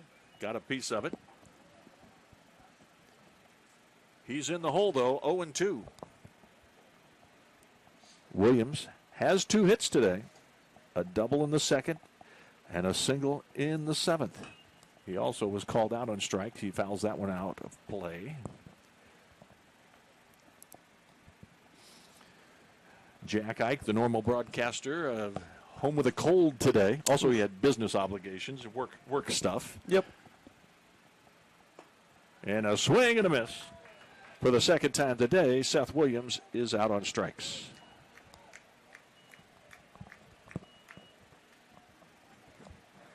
That's Pokel's second strikeout on the mound for his outing. Good solid job, low leverage here from the bullpen. Just wants to keep the bullpen quiet for the Spartans and keep them at full strength for tomorrow's game. Double elimination tournament here, the South Regional. So Spring Hill College is not out of it. As we've said, they will play in the early game tomorrow at 1 o'clock. 1 strike and nothing. Swung on a miss, strike 2. Sweeney's 0 for 3 and was called out on strike in the seconds. He'll have to protect the plate here, down 2-0. Strike 3 call. Didn't protect the plate. And he's called out for the second time today. Pokel with a nice job there. His 3rd strikeout, 2nd in a row. And here comes the last chance for Spring Hill, and it's going to be a pinch hitter. It's going to be Alex Martinez. Yeah, quick question, though, for as Hunter gets pinch hit for Martinez. Was the Williams at bat an 0-2 count when it was a strikeout? Oh, never mind. I was going to say, because there could have been the chance for something immaculate, but the first pitch misses low for ball 1. Yeah, there you go. That'll answer the question a little bit easier. Yeah, that answered it right away. That pitch just down a little bit. 2-0. Alex Martinez, redshirt senior out of El Paso, Texas. Swung on and ground towards short. Urso backhands, throws across, scooped out of the dirt, and that will do it. A nice 6-3 play to end the ball game. A win for Tampa. 17-2 the final here. Tampa 17 runs, 18 hits, 1 error. They left 8 men on base. Spring Hill College 2 runs, 7 hits, 2 errors. They left 5 men on base. The winning pitcher, Eric Linder, he went 6 innings, 4 hits, allowed 1 run. It was earned. He walked 1 and struck out 7. His season high, as I'd mentioned, I think you were out of the booth at that time. He only struck out 2 or fewer in every other appearance. Ooh, wow. So he had only 17 strikeouts all season until his 7 strikeouts here today. The losing pitcher is Logan Clark. 7-2 on the year now. He went 4 innings, gave up 9 hits, 6 runs, 5 of those earned, walked 1, struck out 1. So that's going to do it here. Any final comment here about this one? Well, Tampa was able to win. It was a somewhat easy. It was a prediction that the Spartans were going to win, but in this fashion, after the big game they had last year, was certainly a little bit of a surprise, I think, still. The good news, at least for Spring Hill, they were able to get the offense going, 7 hits, and they're going to try to go again tomorrow in the elimination bracket. Tampa gets the break tomorrow morning and has their players rested and motivated after a massive win today. Tampa will play at 5 o'clock against the winner of this next game between Rollins and Valdosta Tate. Well, enjoy your call of the game. You're going to be solo, I guess, because I'm out of here. I'm going to go get some lunch. I certainly will, and I sadly think that Jack is out with a cold today. So, yeah. Yeah. All right. Very good. Well, listen, pleasure working with you. We'll do it again soon. We'll do it again soon. Okay. If you're free tomorrow, I'm not sure if Jack will be here. I think I'm in again tomorrow, but we'll see. All right. Yeah. In any case, it's been my pleasure to be here calling this game for you. The first game of the South Regional, the Spartans in search of their 9th NCAA championship. Get it started here today with a 17-2 win over Spring Hill College. For Taylor Storyworthy, I'm Scott Lynn saying thanks for being with us, and we'll see you again real soon.